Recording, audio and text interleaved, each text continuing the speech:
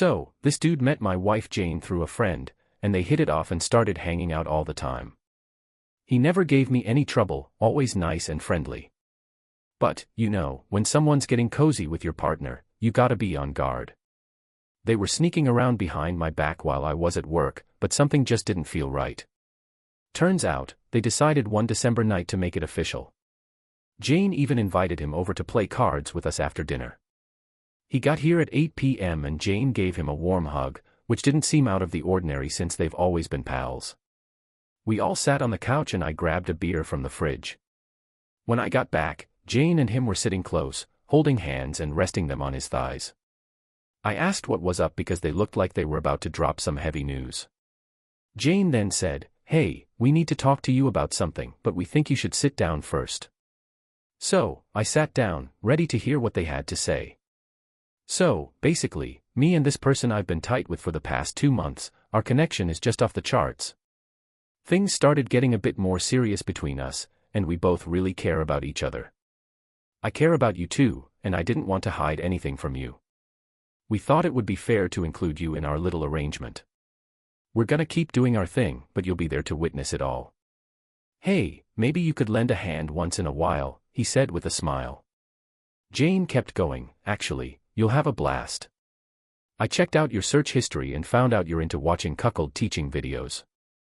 I rolled my eyes when she saw how embarrassed I was. I saw what you've been looking up on your browser, so I know it's what you're into, to be honest. This could actually spice up a marriage that's gone stale. We just need you to sign a paper agreeing to the terms I've laid out in these papers Jane handed over. From her bag, some papers said that she and I would be off the hook legally if our agreement didn't work out. So, I made the decision to file for divorce. Some parts of the agreement allowed for different levels of physical intimacy, like kissing, hugging, and even sharing a bed for a shower. I was left speechless, with a dry mouth, not knowing how to respond. Jane kept insisting, saying, "Look, I love you, but I also love him.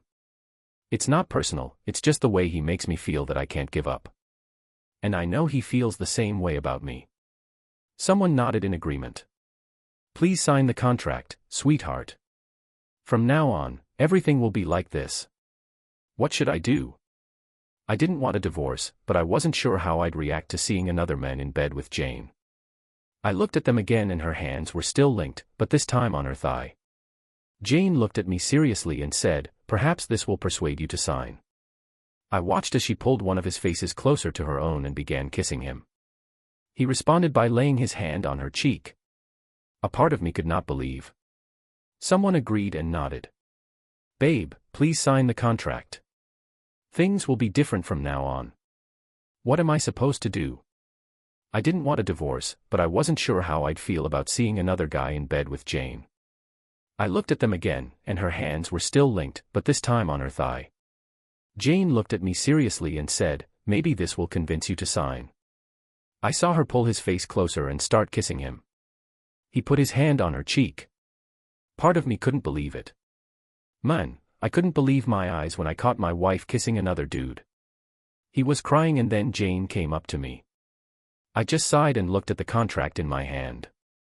I knew I couldn't keep this from them, but I wasn't sure if it was the right move.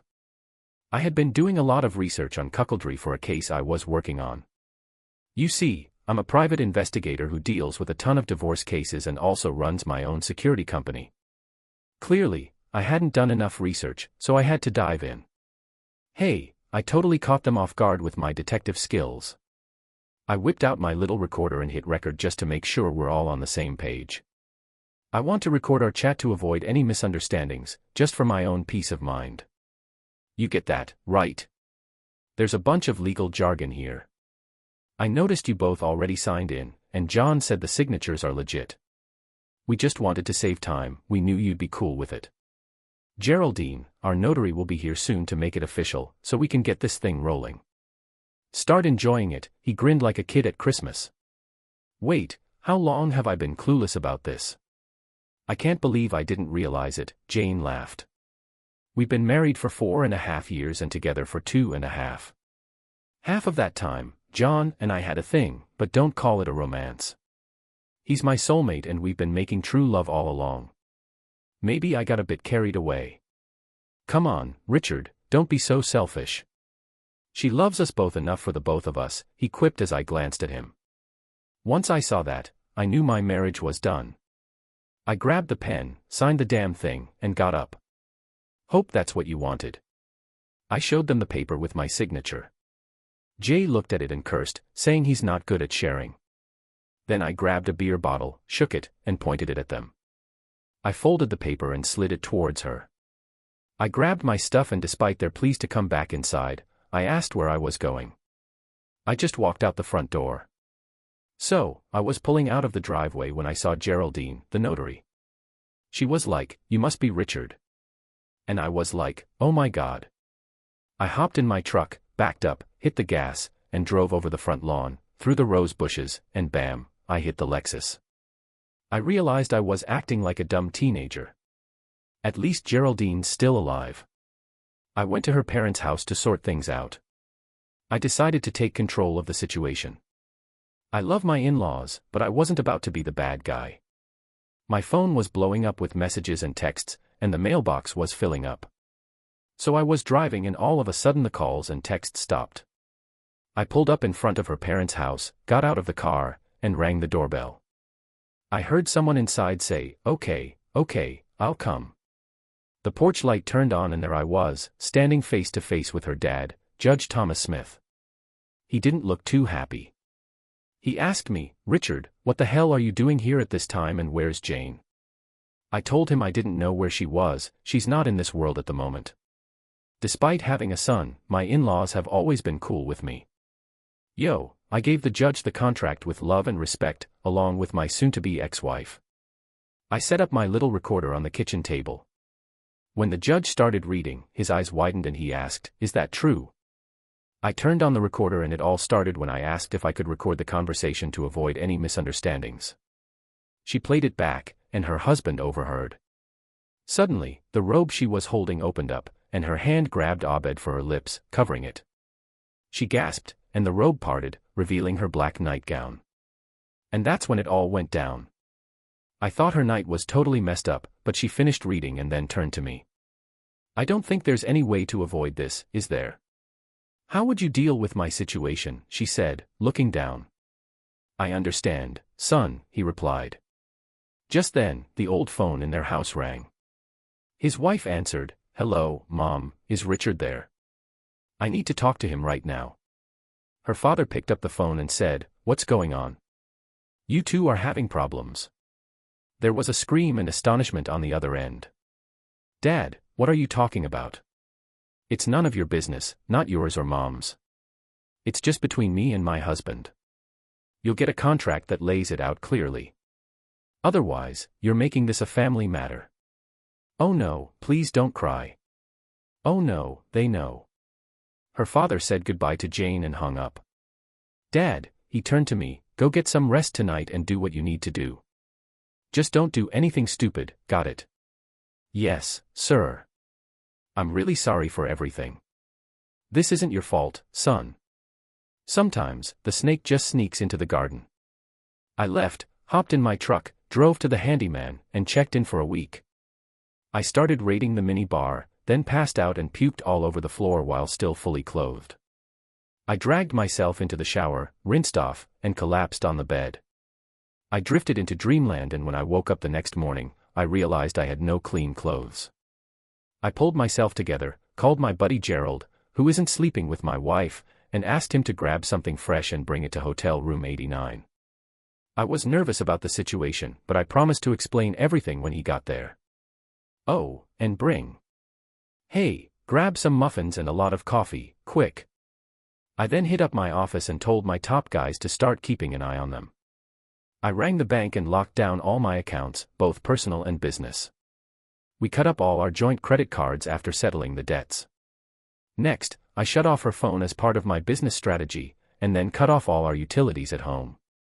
I called up a legal friend who suggested a good divorce lawyer. My brother is amazing if you need a recommendation. Go mess him up real good and let him know I sent you. It's a surefire way to cause some serious trouble. I reached out to her brother and Gerald showed up right after. I got myself ready and went to the store with him to grab some breakfast. I filled him in on what went down the day before and what I need from my lawyer in the future. He said to come by his office with all the necessary stuff around 3 p.m. So, we were discussing Gerald's plan and he just couldn't believe what he was hearing. I can't believe she actually pulled it off, not to trick anyone but to provide a signed and notarized agreement. Oh, and if you need anything else, just let me know. I'll get in touch with you later and keep you updated. No worries, buddy. I never trusted that guy, and now I see why. If you ever need anything, Astrid and I are always here for you. Astrid has been married to him for 10 years and she's always treated me like a little brother. He walked out and I caught a glimpse of myself in the mirror. I looked terrible. Definitely better than yesterday, but I left and headed to the bank. I was sent straight to the office of the senior vice president. I'm not a millionaire, but there was a lot of money in both my personal and business accounts. He came at me aggressively, saying he didn't understand my behavior. Of course, it's my money and I can do what I want with it. Is there anything we can do to make you change your mind? Yes, sir. John was working as a senior financial consultant for the bank, so I handed over the contract to the vice president. President's desk and started the recorder. His eyes glazed over as he read the contract, but once he realized what he was reading and hearing, the color drained from his flushed cheeks. This has gotta be some kind of joke. If it is, I ain't laughing. I can't keep doing business with a place where the guy sleeping with my wife is working behind my back. My voice got deeper and growled. I'm sure everyone around noticed. I snatched the contract from his shaky hands and grabbed the recorder. I told John. Samuels is about to get served with some legal papers real soon. Have a good one, sir. I turned around and walked away, and as I was passing his office, I heard him yelling, "Get Samuels in here now." I chuckled to myself and headed to the supply station to print out 3 copies of the contract. I decided not to show anyone the original until my lawyer had it in their hands. After that, I went to see my insurance agent, and guess who I ran into there? My soon-to-be ex-wife. I was taken to the owner's office, Miss Daphne Loria. I could have sworn I heard Richard's voice. As I walked through her office, her voice was all muffled. This is going well, I thought to myself with a smile. Miss Gloria stood up as I walked in and shook my hand. Richard, nice to see you. How can we help you? She seemed nervous and out of her element. I think you know why I'm here, Daphne. I'm canceling all my insurance with your firm right now, and I want a refund check ASAP. I can't work with a company that employs a shady and dishonest person. Wait a minute, Richard. Your personal feelings can affect how my business operates, she said. Grabbed a copy of the contract from her desk and checked it out. You gotta hear the audio recording. She skimmed through the 3 pages and glanced at the notary seal and signature. Suddenly, she felt a tremor in her body. Just hold on a sec. She hit the intercom button and called for Jane to come to her office ASAP. A few seconds later, my soon-to-be ex-wife, clearly upset, walked into the office. Yes, Miss Gloria. Jane, you're fired. Clear out your desk and leave right now. Jane hesitated, then passed out. Several people rushed to help her. Miss Gloria got up and asked if I was still sticking to my decision. I stood up to shake her hand. It's nice to work with someone who's honest and professional. I think I can trust her to handle my business. I walked past my ex-wife who was lying on the floor and went to the lawyer's office. Nathaniel Thin, my lawyer, was a bit older than me but looked younger. He was smart. He invited me into his office, asked if I wanted a drink, and had his secretary bring us water. Now, Richard. I had a chat with my sister and she thinks I'll like this, so what do you have for me? I showed her the original contract and then turned on my recorder. He listened to the tape, but the contract seemed to catch his attention more. When it was all done, he pressed the intercom button and his legal assistant came in. Take this tape and make 2 copies, then put the original in the safe.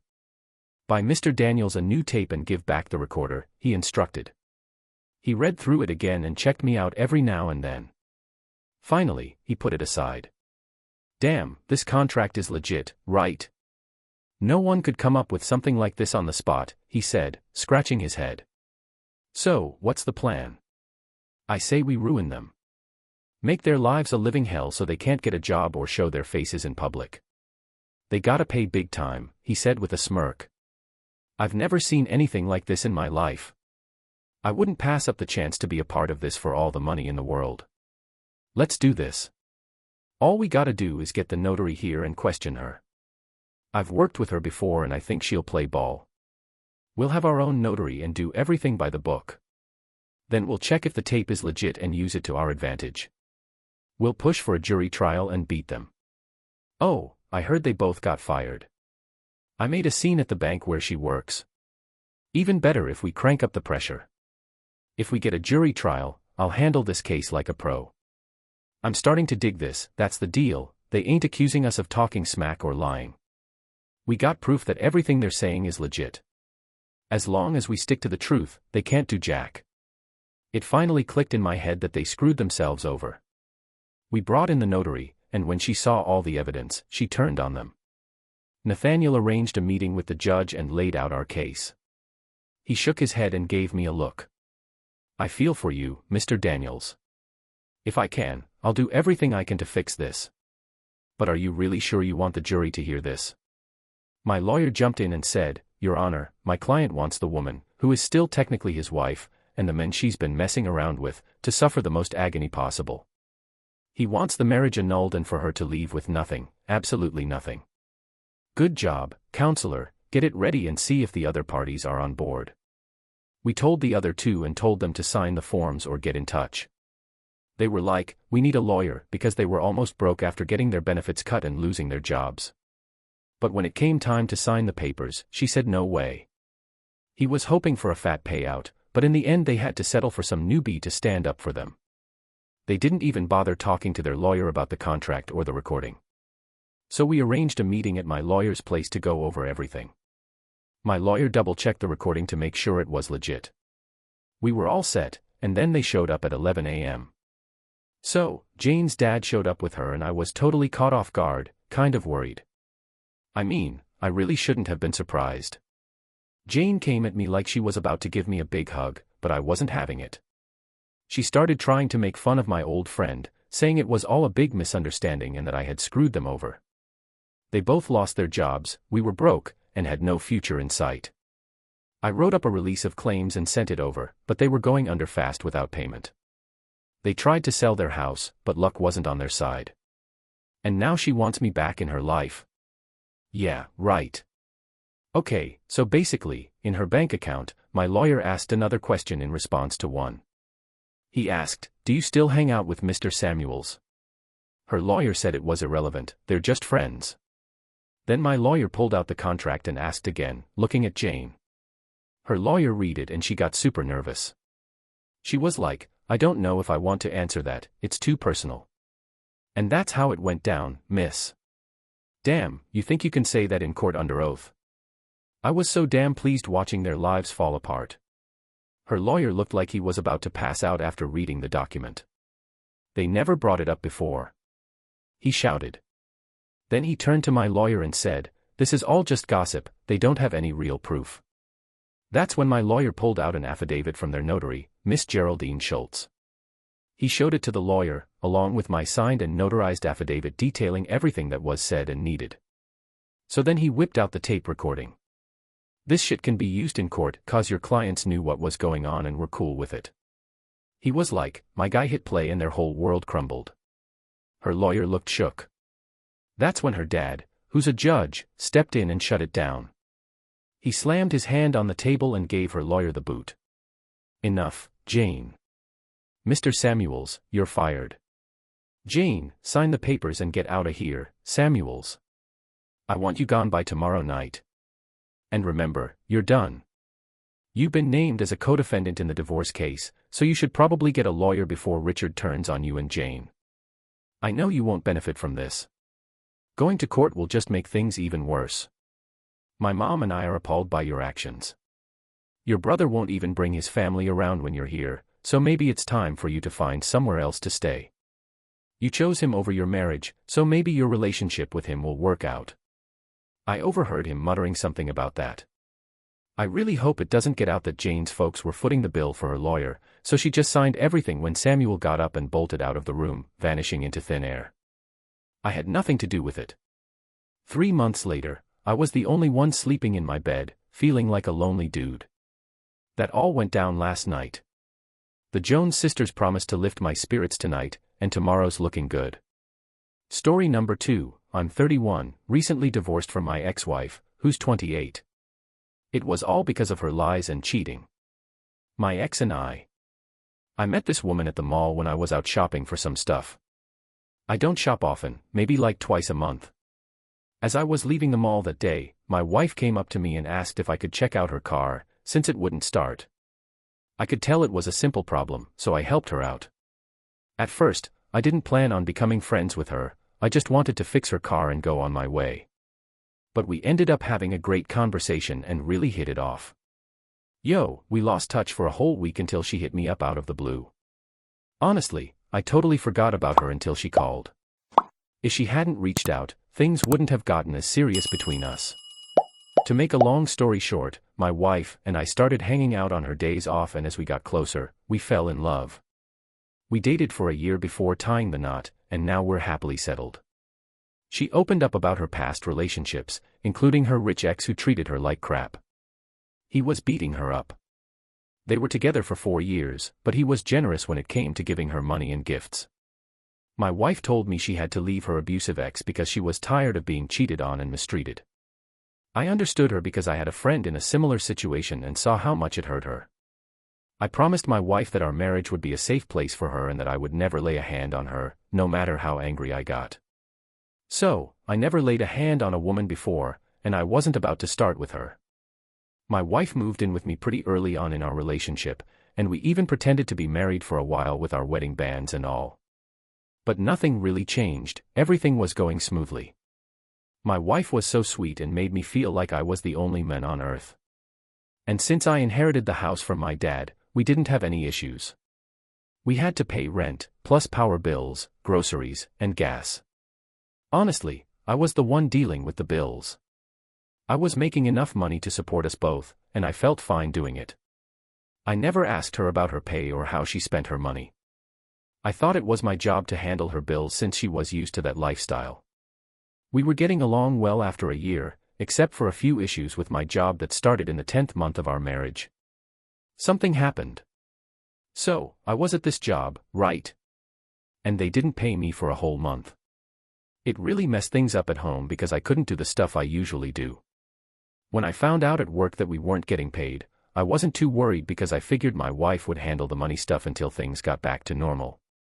Boy, was I wrong.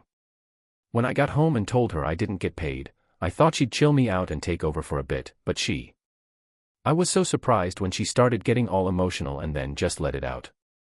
She asked me what we were gonna do, and I told her to just look after the house until things went back to normal. And you know what, guys? My wife straight up told me she'd only help out around the house if I agreed to pay her back for all the money she spent. At first, I thought she was kidding, but she was dead serious. Her attitude really caught me off guard, considering all I've done for her since we started dating. Marriage, to be honest, I wouldn't have believed it if someone had told me she would say something like that.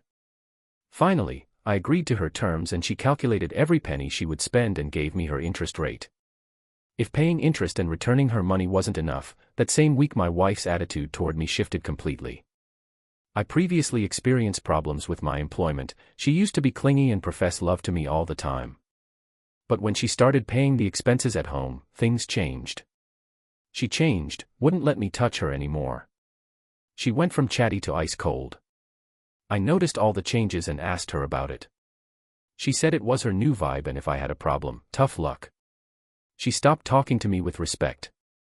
Everything happened so fast, I couldn't recognize my wife anymore. To top it off, my company had to lay off some people and I had to leave after getting my last paycheck. So, here's the deal, I didn't tell my wife about what went down because she was making life at home unbearable. But I did spill the beans to my buddies, and luckily one of them hooked me up with a job at this fancy new restaurant that just opened. I've been working as a waiter there for a couple of months now, and I still haven't told the missus. The pay isn't great compared to my old job, but it beats sitting at home and taking crap from the woman who used to think I was her personal servant.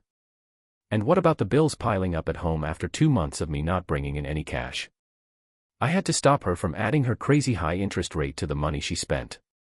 We started splitting everything 50-50ths, but even though we split the bills, our marriage didn't go back to normal. I wasn't too bothered though, because my main focus was on finding a better job than working at the restaurant. I thought once I got back to my old financial level, my wife would start respecting me again. One day, I was at the restaurant dealing with new orders when I saw my wife walking in. My heart skipped a beat. I didn't go in because I thought she already knew I worked there. To my surprise, she went straight to a table where a guy was waiting for her, and they kissed. My heart shattered right then and there when I saw it was her ex-boyfriend. She had told me she had stopped talking to him. I was so shocked that I almost wet my pants. One of my co-workers who arrived before me saw the look on my face and asked if everything was all right. It took me a moment to respond, but then I told him about my wife and her ex. My ex-boyfriend was totally shocked and confused, but he got it when I told him my wife didn't know I was working there. Me and the coworker who talked to me were tight, so we came up with a plan.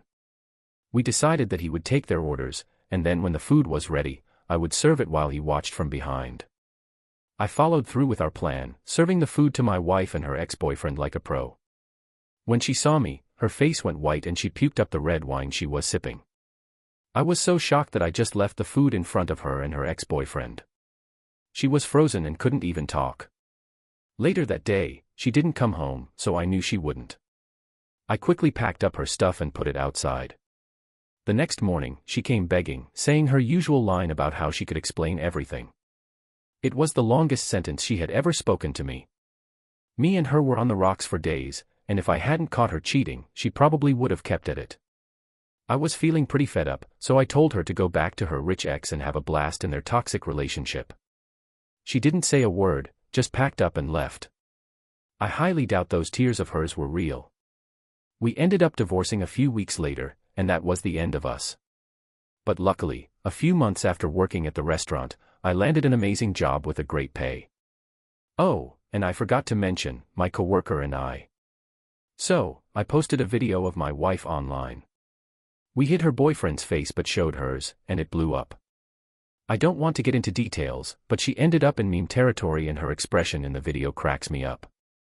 I couldn't even be upset about it. I just moved on like it was no big deal because she really did a number on me with all the cheating and disrespect in the months leading up to that. I'm good now, but I'm not looking for a new relationship. Listen, man, don't rush into a relationship just because some women are good at putting on a show. They'll act like they're down for you, but when shit hits the fan, they bounce. Your wife, she's been faking it from the start. She was living it up with you, enjoying all the perks, but when push comes to shove, she's out. It's tough when you give your all to someone, bust your ass to make them happy, and then realize you were the only one really in it. Count yourself lucky you found out before it was too late. Congrats on the new job. It's good you're moving on and not letting anyone take advantage of you again. Enjoy life and take it slow before jumping into anything serious. Let me tell you a little story. Before my wife and I got together, we were always just like family and friends. Our moms were close friends, so we spent a lot of time at each other's houses growing up. We didn't really get along as kids though, because I used to tease her a lot. Man, back in the day things were totally different once we grew up. Seeing her all the time made me realize I was falling for her, and a few months later we started dating. My wife says I was her first real love, and all those other relationships in college were just practice. We told our families about us right from the start, and they were cool with it since she wasn't a stranger to them. But before we got hitched, we had a huge fight that almost broke us up. And then there's my cousin. My cousin has always been my competition since we were kids. He's actually my mom's nephew, a few years older than me. My aunt had him when she was 16, but my mom waited until she was 21 to have me with my dad.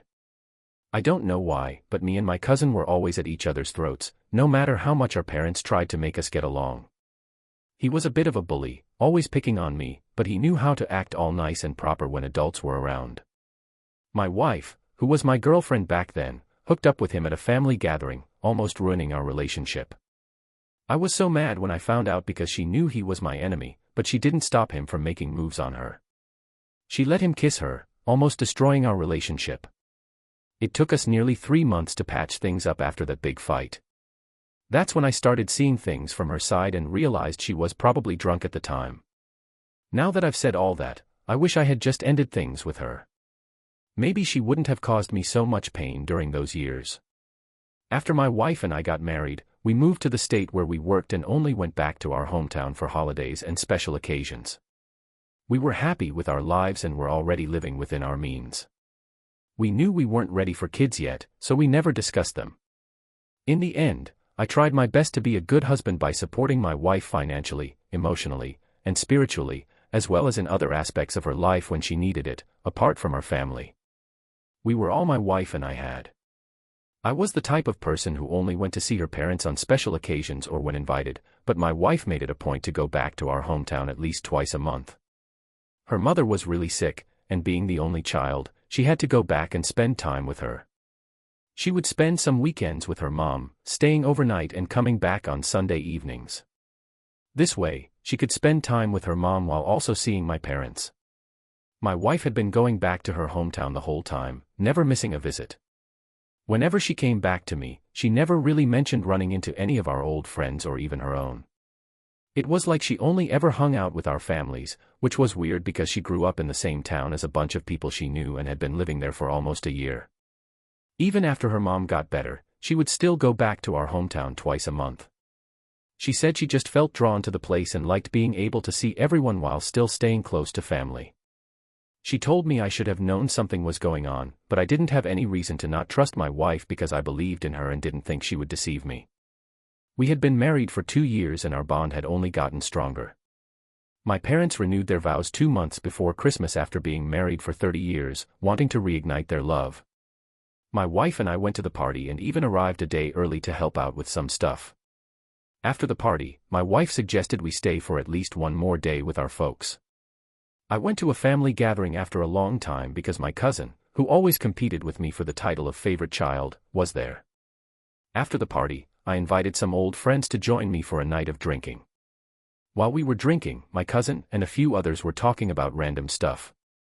My cousin got drunk and started causing a scene from our childhood. He's always been a troublemaker.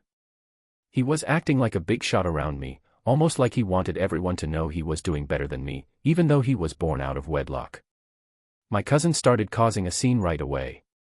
My friend and I just laughed about an old memory, but my cousin got all interested instead of keeping up his drama. He turned to me and started talking trash about my marriage.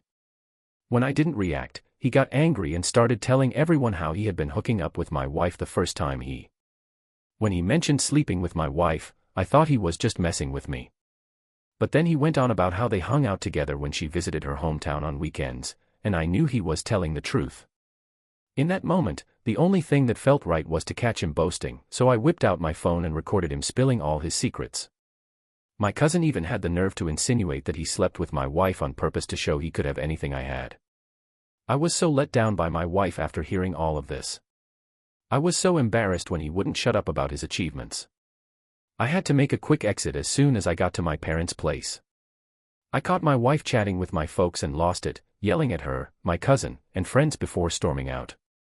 I had already sent the incriminating tape to my wife to let her know I knew about her cheating, but when she watched it, she told me not to trust anything my cousin said because he was drunk. I chose to believe my cousin because he wouldn't have spilled the beans if it wasn't true.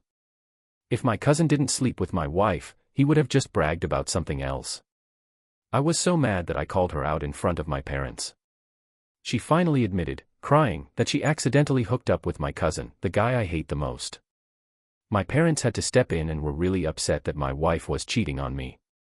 Her own mom, who was there too, was so disappointed that she left in embarrassment. She even posted a video of my wasted cousin online.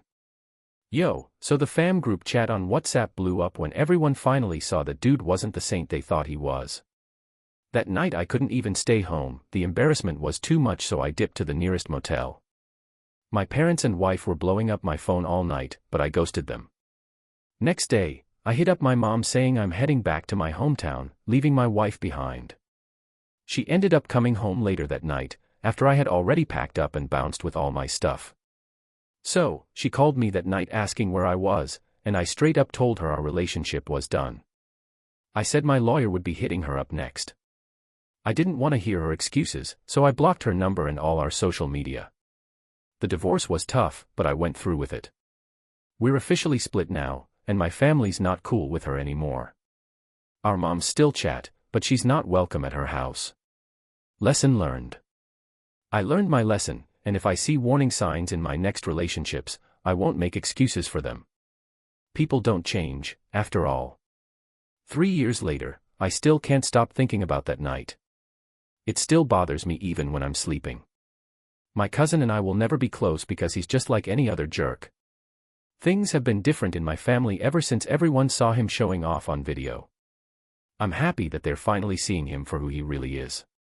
People don't change, cheating partners will always cheat. And in your case, they might try to justify it. Man, your wife really messed up by betraying your trust multiple times. It's unforgivable. You did the right thing by cutting her out of your life. Good call not giving her another chance, that would have been a huge mistake. And that relative of yours? Yeah, they don't deserve to be called family. Forget about your wife and everything that happened. That's the only way to move forward. Hope you make the right choice. Now, on to the next story. Tom Lynch sat quietly while. Before the detective started, the guy was reading a report and getting to know the information that was already known. A lady was sitting next to him, staring at Tom Lynch, but not saying anything. He closed the folder and said, "I'm Pav Jana, a detective sergeant in this division. This is Detective Philip Tony. We want to talk to you about your wife going missing on April 23rd this year." Tom asked, "Why?" "I thought I had everything under control when I told the Coast Guard she was missing," he replied. "Hey, some stuff has happened that they wouldn't have known about when you first talked about the situation." "Like, how would you describe your relationship with your wife, Mr. Lynch?" "Oh, it was great. We've been married for 18 years and going strong, well, until the accident happened." "Wait, are you saying there were issues in your marriage?" "No way, not at all," he said firmly. "So, what's this all about, detective? Do you know someone named Brandon Collingsworth?" "No, why?" "He's one of the top accountants at Samples." "Do you know who knows where your wife worked?" "Are you really sure you don't know him?" "Yeah, I'm pretty sure. I didn't really have much contact with Veronica's work friends. She didn't report to him, she reported to Marcel. They didn't have any parties or anything that we would go to last year. This company is mostly focused on business."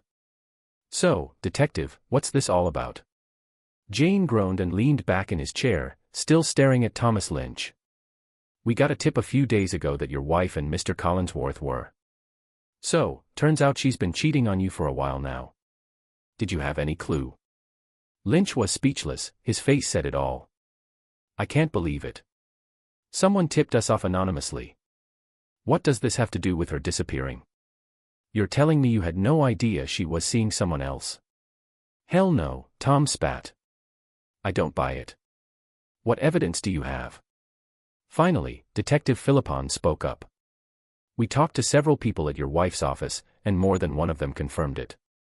So, there was definitely something going on between Collingsworth and Mrs. Lynch. She wouldn't normally have anything to do with him since he works in a different department and is way older than her." Tom said you were just listening to office gossip, but Jane didn't completely agree. "We even talked to Mr. Collingsworth and after a while, he finally admitted that they were seeing each other when we brought up the rumors and evidence we had." "What evidence?" Tom asked, looking all shocked and confused.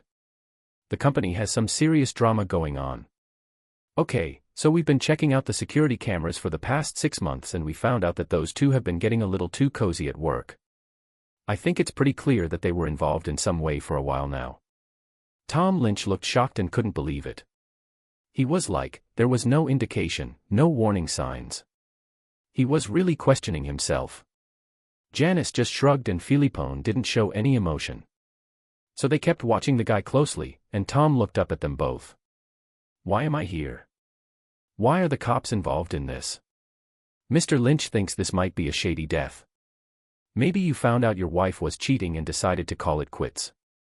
Divorce is a lot pricier, you know. That's absurd. I had no clue she was cheating on me. And I'm not a killer. Maybe we would have split up, or maybe she was gonna leave me, but I wouldn't have offed her. That's what every husband says.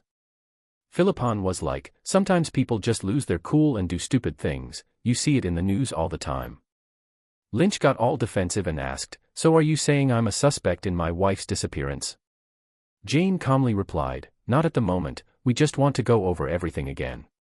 I know you gave the Coast Guard a report, but we need to document your statement for our records. Tom Lynch sat there in silence, looking at the detectives, his mind going a mile a minute. Feeling a bit uneasy, but sure, let's go over this one more time. Just so you know, if you try to talk to me again after this, my lawyer will be there. Remember that, he said as he disappeared, giving a nod to Philip and Tony Rose before heading to the water cooler. He came back with 2 cups of cold water, placing one in front of each of the guys before getting one for herself. Jane opened up the file in front of him and handed a few pages to his partner.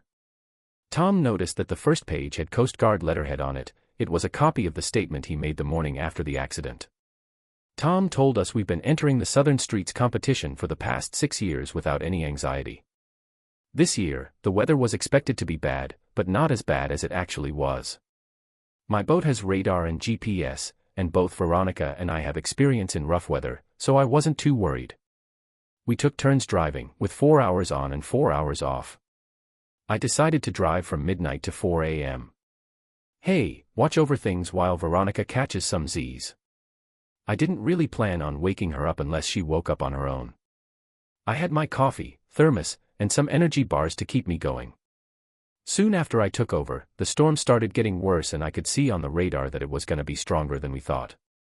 I checked the reports from the lighthouses on the marine radio and they confirmed it was going to be a rough night. I put on my survival suit and hooked up my tether, just in case.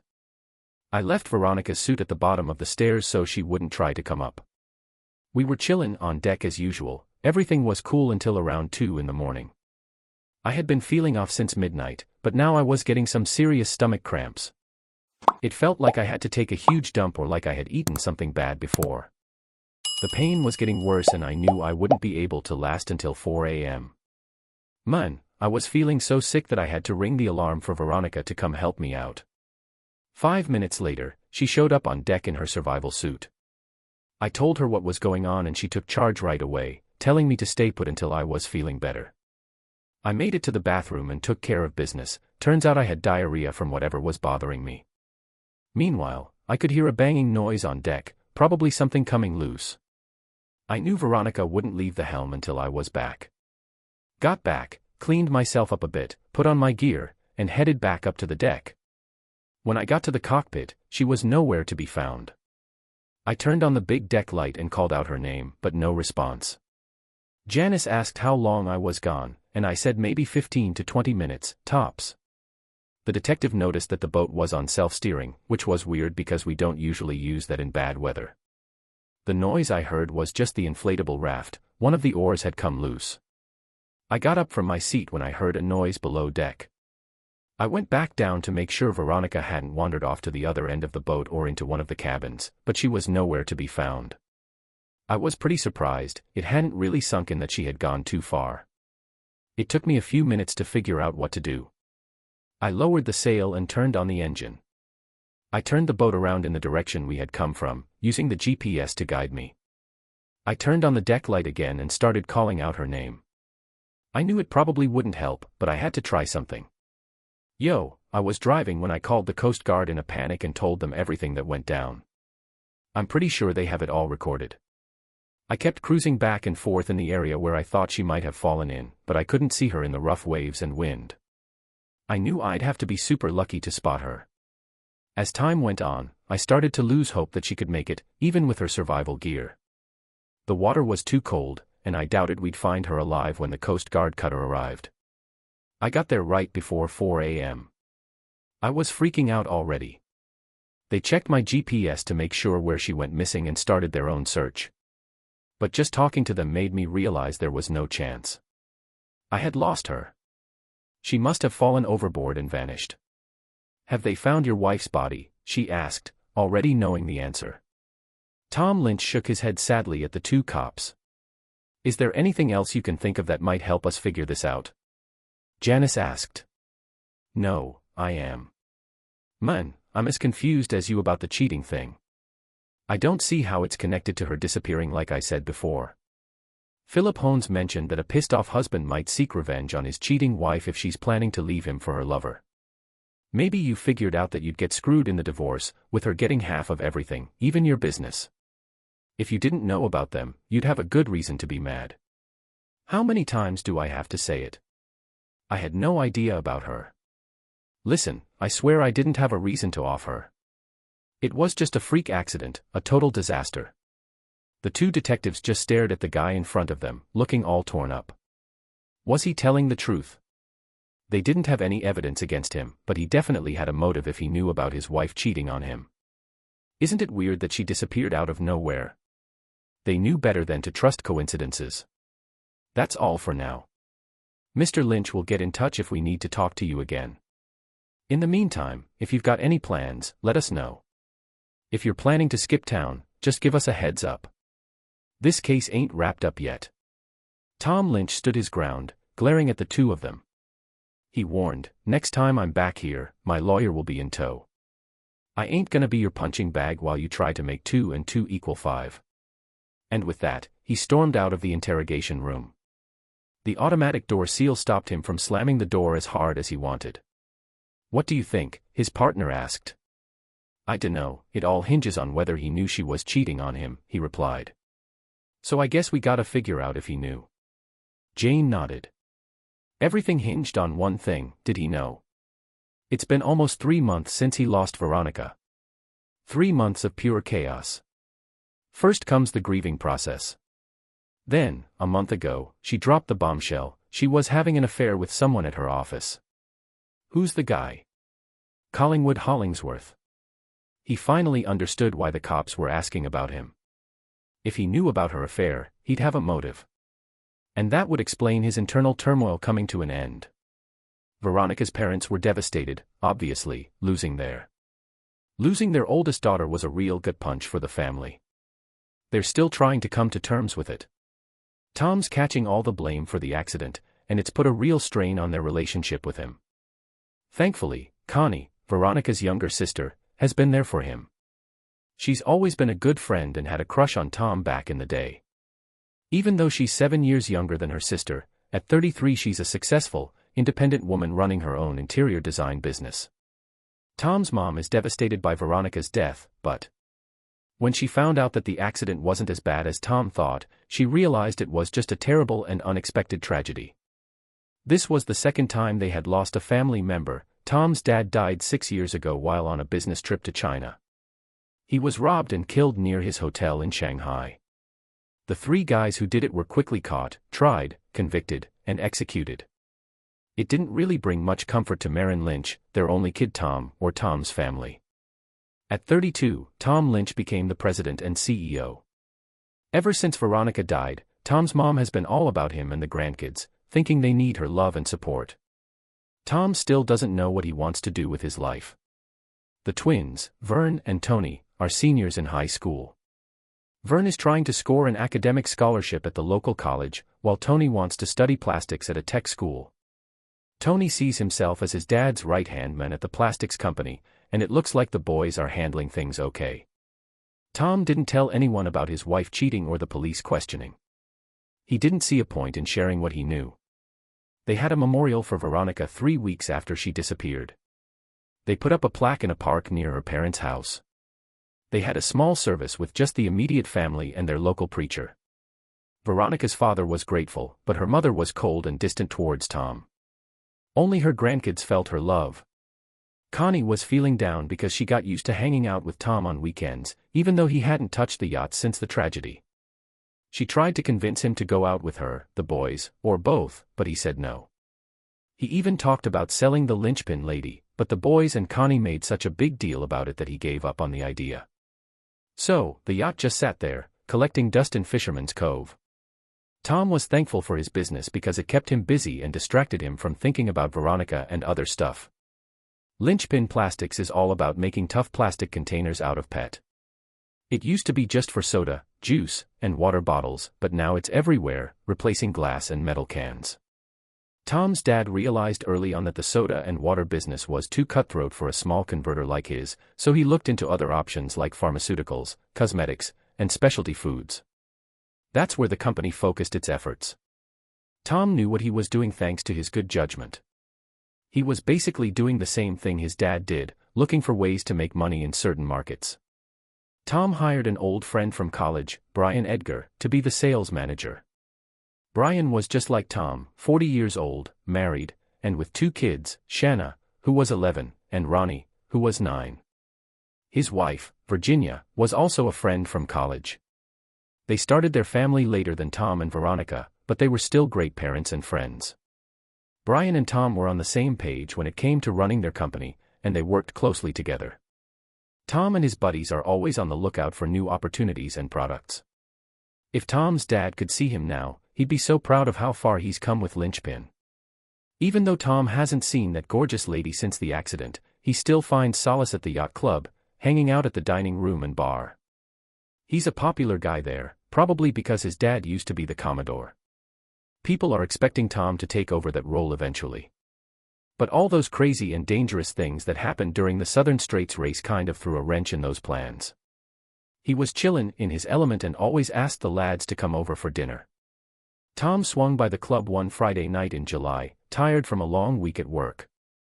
He had told the boys to meet him there, but Tony had plans with his girl, so only Verna showed up.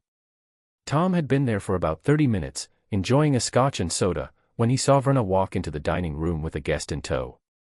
It was Connie Fairley, saying hello to her dad. "Do you mind if Aunt Connie tags along since Tony couldn't make it? Tom, can you please tell your son to stop calling me Aunt Connie? She says it makes her feel old." "Verna, just call her Connie like she wants." He asked nervously. "Sure, baby, or hot stuff."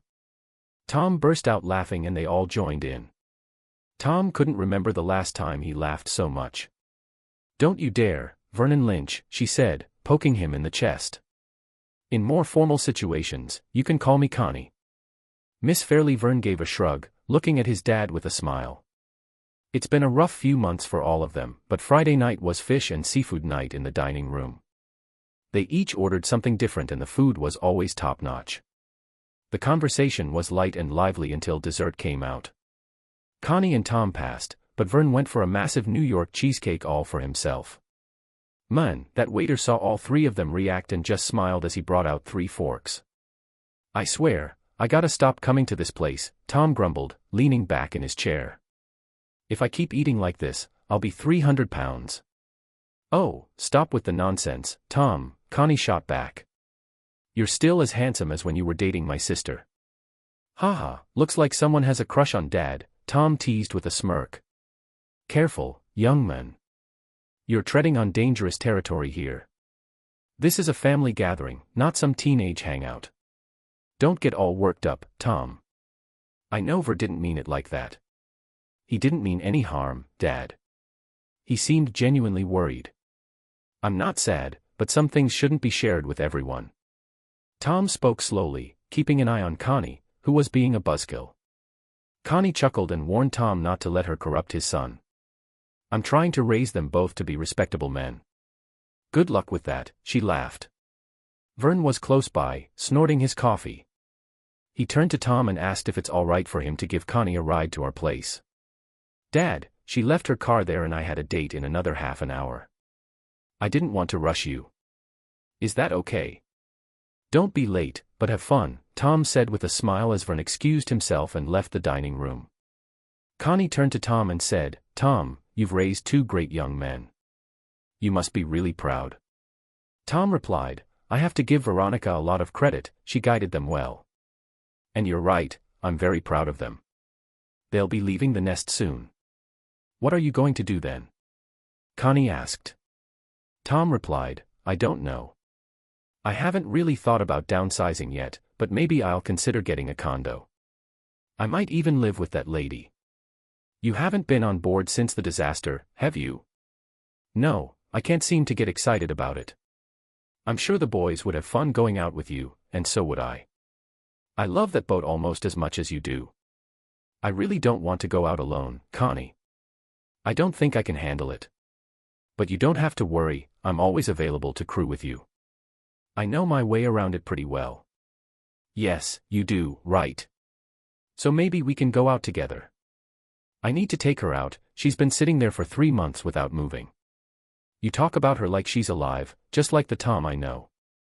She gave a faint smile. I'll check her out tomorrow and we can go out on Sunday if you want. Why don't we do it now? There's still plenty of daylight left. If everything goes well, we can spend the weekend together. We just need an overnight bag. Tom looked at Connie carefully. They went from a simple comment to her suggesting that let's hang out on the boat this weekend. How did things escalate so quickly? He wondered if he could trust me to be a good girl. He grinned and said, absolutely not. I responded with a big smile and admitted Vern was right. I've had a crush on my brother-in-law since I was 14. I won't lie about that. I guess I always knew it, but I wasn't going to act on it. Then I got married and all other women were off limits. You took your vows seriously, didn't you? She asked with a concerned look. Her voice was so serious, no sense of humor at all. That's why they're called vows, I would never break them. Connie leaned back in her chair, staring at her cup instead of Tom. Why don't we go check out the boat? Tom interrupted the silence. Yes, let's go. They were getting close to the locked gate at the port entrance. Just a minute, Tom said as he swiped his card and opened the steel mesh door for Connie to follow. She accidentally brushed up against him as she passed, but didn't look back or say it was on purpose. I saw her walk down the ramp and onto the dock, heading straight to where the tugboat was parked. The lady was constantly fairly single and never been married. She said she never found the right man, but Veronica always said she wasn't trying hard enough. Fairley had graduated from her local community college's interior design program and had worked for a big developer to get some experience before starting her own business at 27. Surprisingly, she was successful. Basically, from the get-go, 6 years later he was doing pretty well financially. Her sister Veronica was always slim and tall, with a good figure but not overly curvy. Her beauty came from how she carried herself, always conscious of her appearance without going overboard with makeup or clothes. She used to be a certified accountant but stopped working when her boys were born. When they turned 13, she went back to her old job at Samples in Red, happy to be back in the workforce. The stay-at-home mom seemed happy with her job and told Tom that a few times, but she didn't really hang out with anyone there. But that wasn't surprising, Veronica was never really a social butterfly. Their friends were mostly old pals, and Tom always made sure to introduce Kate to any new folks before getting too chummy. Connie, on the other hand, was quite different from her sister. Not as tall, but definitely more curvy and attractive. Tom couldn't help but think she was a real knockout. Tom wished Veronica had the same lively personality as her sister, but he was happy with his marriage and pushed any feelings of unhappiness aside as they both aged. At 40, he started to think he was too young to give up on life. If he ever decided to find another partner, he would be picky. Tom Lynch was considered handsome, standing at 6 feet tall with dark brown hair and a medium build. He worked out regularly and it was evident. His face was defined by dark brown eyes, a genuine smile, and a natural charm.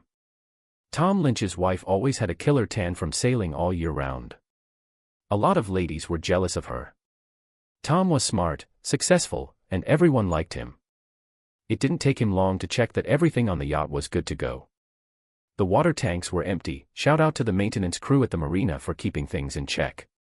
The diesel fuel was almost full, batteries were charged, and the radar, GPS, and radio were all working. Tom left a note for the maintenance manager to keep an eye on the water levels. Just a quick stop and they'd be off sailing again. Thinking about grabbing some breakfast and drinks in the morning to finish getting ready. As he lay in bed that night, he couldn't help but think about Connie. He was wondering what people would think if he started dating his late wife's sister. It was a bit too soon, not totally terrible, but it just felt a bit weird and he couldn't quite figure out why. Maybe he still saw her as the awkward, skinny kid with braces and a shy attitude. But she had definitely grown out of that phase and was doing great now. He didn't really care about what others thought about them going out together. On the weekend, Connie used to go with the family on trips often. She and Veronica made a great team and worked well together. When he got home that evening, he left a note for Vern and Tony saying he was taking the lady out for the weekend and invited them to come along. He packed some stuff in an overnight bag for the weekend, even though he didn't usually like being near the boat. Surprisingly, he was actually looking forward to getting back on it. That night, he went to bed with a jumble of thoughts swirling in his head. He was awake for a while, then he woke up suddenly the next morning. He slowly realized that someone was ringing the doorbell. He looked up and saw it was only 7 p.m. Who the heck was at his door at this hour on a Saturday morning?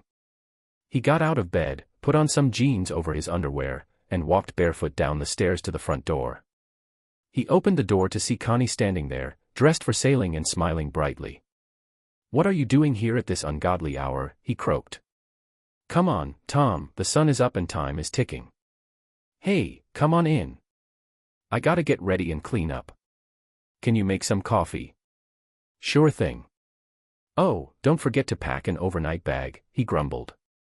Connie quickly moved around the kitchen while Tom went to the bedroom and bathroom. He showered, shaved, and got dressed in 15 minutes, then grabbed his suitcase and headed to the front door. The other guys were still asleep, probably from coming in late last night. "Have you seen this?" Connie asked, holding out Tom's note to the guys. "No, what does it say?" "It says to have a good time." "Hey, looks like it's just gonna be us for the next couple of days," she said with a smirk. He nodded and grabbed his first coffee of the day. "Ugh, gotta go to the store to grab some groceries," he grumbled. "Nope, I took care of it last night," she proudly declared. Tom reluctantly agreed. "When's high tide?" "Right about now, so we should be able to leave easily." Low tide at a busy marina like Fisherman's Cove always makes it tough to come and go for bigger boats. So, luckily Tom's old man had snagged a primo spot close to the water for his big 46-foot boat way back when he first copped it. It took over a decade to land a spot that size. Today, Connie gave them a ride to the yacht club in her SUV, chatting away happily. Tom was still trying to wake up with a second cup of coffee. They had all their stuff sorted out, with the food in a cooler and the dry goods in an old tote. They stashed their overnight bags and were ready to go. Connie expertly put the boat on a cart and they headed towards their berth in the chilly morning sunshine.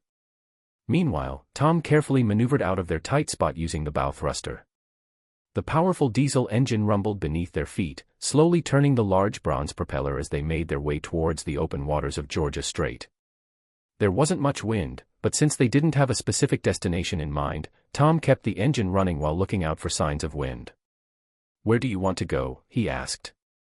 They were chilling in the cockpit, and she was like, "Let's find a spot that's sunny, warm, and private." She gave him a look of approval, and Tom just grinned back at her. He knew exactly what she was thinking. He'd known Connie for 20 years and could tell she had a thing for him. It was a bit weird at first, especially when he was 14 and had a crush on her when she was 21.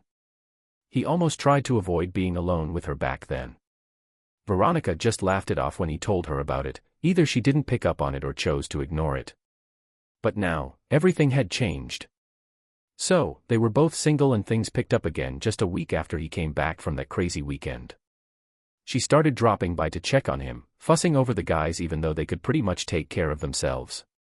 She did the dishes, cooked dinner for them, hired a maid to keep the place clean, and made sure the guys mowed the lawn and washed the cars. All this after she spent the whole week running her own business. Honestly, Tom didn't mind at all.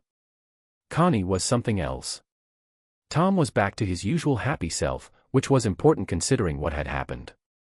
He usually saved his memories for quiet times, usually at night. It felt lonely being in bed alone. He was almost sad when the sheets were changed after coming home because he couldn't smell Veronica's scent on them. They rarely spent time apart.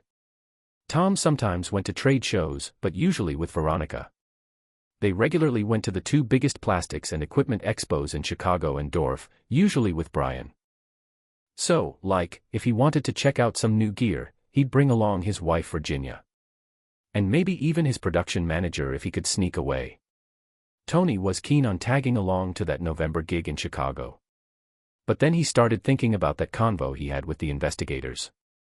He just couldn't wrap his head around the fact that Veronica was fooling around with one of her higher-ups. She must have been pretty slick about it, but unfortunately, not slick enough. Word got out. After some serious pondering, he finally accepted that the affair was legit and he had to deal with it. Tough break, huh? Tom, sorry for interrupting. Your sons and my parents have moved on from the loss. I know it's hard, but you have a lot of life left to live. You can be happy if you choose to. Do you agree, Tom? Is that what this weekend is for? Tom nodded. You're right, Connie. Is that what this weekend is all about?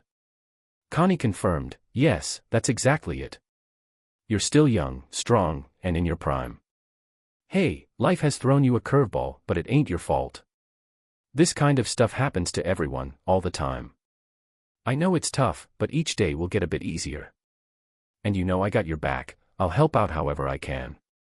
She finished with a mix of sweetness and seriousness. Yeah, I got you. You've been a real support, Connie. Sorry if I haven't said it before, but your presence has meant a lot to me. Thanks. She smiled and gave him a warm hug, wrapping her arm around his back. So, where are we heading? She asked, pausing for a moment. I thought we'd go south to Satana, maybe anchor in Winter Cove for the night, he replied. Oh, great, she exclaimed excitedly. I love that spot. Sounds good, he said. Why don't you steer for a bit while I grab some coffee and cookies? I got some Danish pastries for us. Danish, he questioned as he headed towards the companionway. A quick glance around showed that the wind was picking up from the northwest as planned, so they could set sail soon. After they finished their coffee, Tom's dad got a great deal on the 46-foot boat from a sketchy business partner when his divorce got messy. He worked hard to fix it up and make it more modern and comfy, spending many weekends on the water with his family, his wife, Tom, Veronica, and the woman who held them all together. The cockpit had all the controls for sailing and was covered in canvas for bad weather. The boat proved its worth the night Veronica disappeared in a stormy sea. Tom was able to deal with it and stay focused while looking for her for over 3 months. Later, he kept thinking about that night again. What could he have done differently to save his wife? What if he had? What if it was her affair? Confusion on top of doubt on top of remorse. He went back to the cockpit with a tray holding 2 cups, a thermos of fresh coffee, creamer, sugar, and 2 Danish pastries that Connie had given them. They drank and ate in comfortable silence, enjoying the view ahead of them as they headed west. Georgia was busy with traffic from the Gulf Islands ferry during the summer months, so they had to keep an eye out. After finishing their coffee and food, the two of them decided to have a race first with the Genoa and then with the mainsail. They were a well-practiced team that had gone through the drill many times before. The powered winches made it easy to raise and set the huge sails. The 14-foot beam limited the cruising speed to about 8 knots, but that wasn't the goal anyway. They weren't racing, just cruising with all the fancy stuff. It was perfect for what they needed.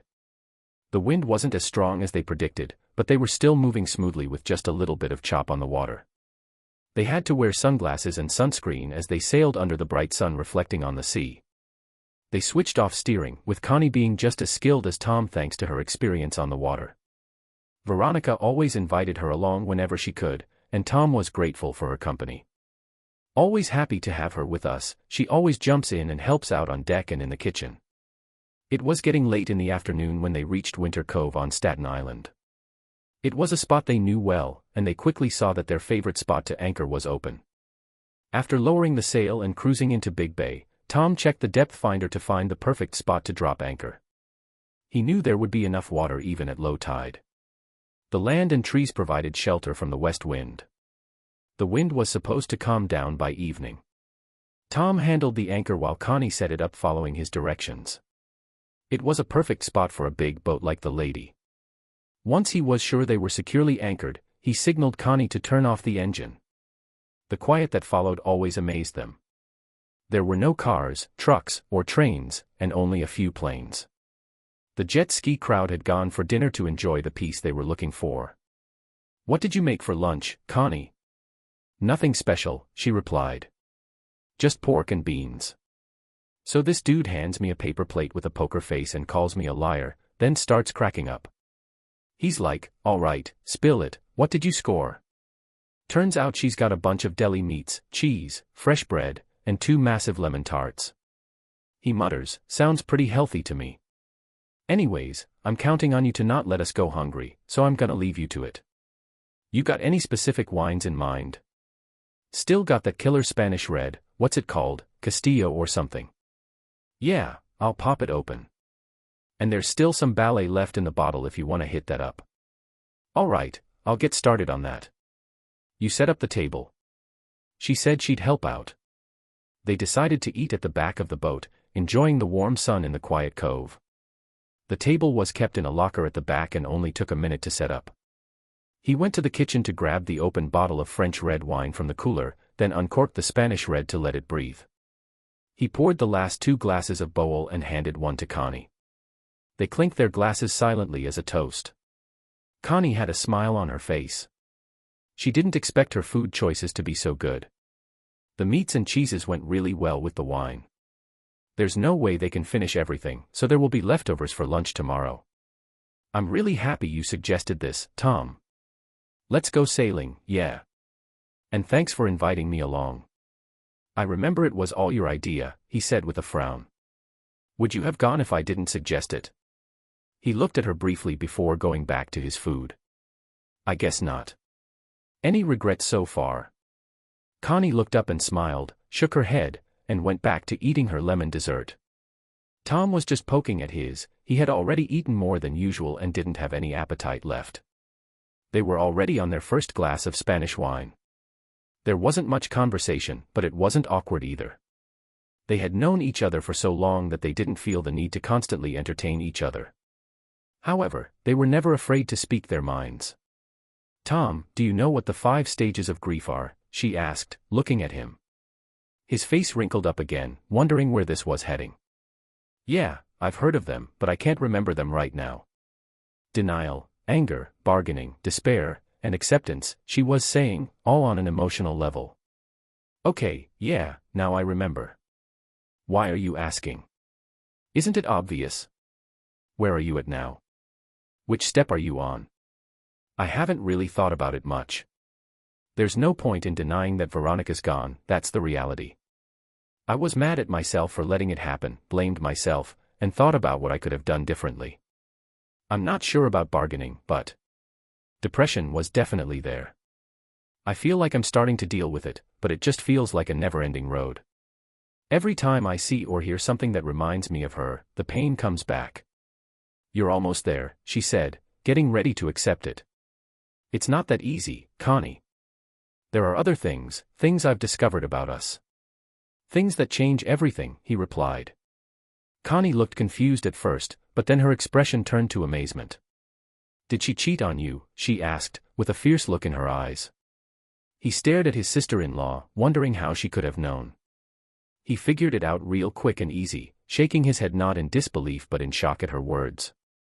You did the right thing, Connie, he agreed, nodding.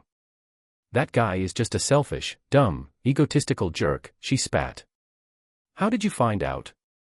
Listen, Connie, I really don't want this getting out, especially to our families.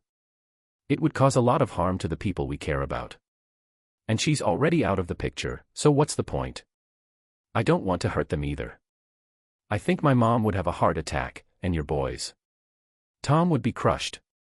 He nodded, trying to figure out if it was the right move to tell Connie. She already had a feeling about what her sister did, but now she wanted more details. He had to be cautious with how he answered. I got called in for an interview at the RCMP headquarters to wrap up their accident report. I wasn't there for too long before they started asking about that night all over again. They wanted me to walk them through what happened, and I could tell they were comparing my answers to something. So that night I was talking to the Coast Guard and one of the officers was like, hey, do you know Mr. What's his name? I couldn't remember his name, but it turns out he was some big shot at the same office where Veronica works. I had no clue who he was, so I just said that. Then they dropped a bomb on me. They wanted to know if I knew my wife was messing around with this dude. I was shook, couldn't believe it. I was in shock, couldn't wrap my head around the fact that Veronica would cheat on me. Someone must have snitched to the cops about the affair, but no one knows who. So they accused me of some shit, saying I was in cahoots with this dude. The cops grilled him and he finally caved, owning up to the whole thing. Turns out he was messing around behind Connie's back for months. can you believe that? Connie was devastated, couldn't believe she would do something like that. It was a total shock to me too, had no idea. Meanwhile, the detectives were trying to figure out if I was involved at all. Connie looked shook, just sitting there in silence, trying to process everything. Damn, she just shook her head. I guess that's why you've been struggling to move on from what went down. He nodded in agreement. Not only do I not know what went down that night, but I don't get why she felt the need to cheat on me, on the guys, on all of us. Connie stayed quiet, almost saying something but then stopping. Finally, she said, Tom, my sister has always been a self-absorbed, selfish asshole. Before you came along, we were always fighting. I don't know why she totally hated me, maybe because I was an unexpected surprise. I came way after her and got all the attention from Mom and Dad. Maybe she was jealous, I don't know. But we never got along for the longest time, and I was too stubborn to put up with any of her nonsense, especially as I got older. When you came along, I could tell she was already plotting. You were the golden child, destined to take over Dad's business and be somebody. It didn't sit well with her. Damn, you were a total catch, good-looking, polite, smart, and educated. Oh, and did I mention handsome and sexy? She said it with a hint of sarcasm. Tom couldn't help but laugh. She wasn't exactly keeping any secrets about how she saw him back then. I was too young and not exactly a looker at that point. But miraculously, you treated me well. You never ignored me or made fun of me. Can you imagine how that boosted my confidence? You were like Prince Charming, but I was about to lose you to someone else. Man, that mean girl from West Vancouver used to make me cry myself to sleep so many times, wishing I was 18 and hot instead of 14 and ugly. But as I got older, she stopped picking on me. She had everything she wanted and I wasn't competition for her. Tom even said I was never actually ugly, I just hadn't grown into my looks yet. Braces and acne are temporary, after all. I still remember seeing that portrait your parents got you for your 16th birthday. You were stunning back then and you haven't changed a bit, just gotten even more beautiful. You've been looking good all these years, it's crazy no one has swooped in and taken you. She gave him a serious look and said, you just don't get it, do you? She was serious. I was waiting for you. I was waiting for Veronica to mess up before I made my move. Every time I went out with someone else, I would always compare them to you. None of them even came close. None of them could ever measure up to you. Tom sat back down, looking puzzled and confused. He let out a big sigh and leaned back. You waited 20 years for your sister to mess up and finally, she did. She nodded along to some dumb talk about how pointless it all was. Veronica, though, was never one to mess up if she could help it. You were too valuable to her, especially after your dad passed away. She thought she hit the jackpot with you. As time went on, she only became more convinced. You gave her everything she wanted, a new car, a fancy house, no problem, vacations in Europe, she just kept taking and taking. You know, I never knew Tom was saying all that stuff. I guess I just thought I was doing right by her, being a loyal wife and great mom. I had no reason to complain, we had love all the time. No shady late-night meetings or business trips out of town. She never whined about the long hours I put in when we were working on new products.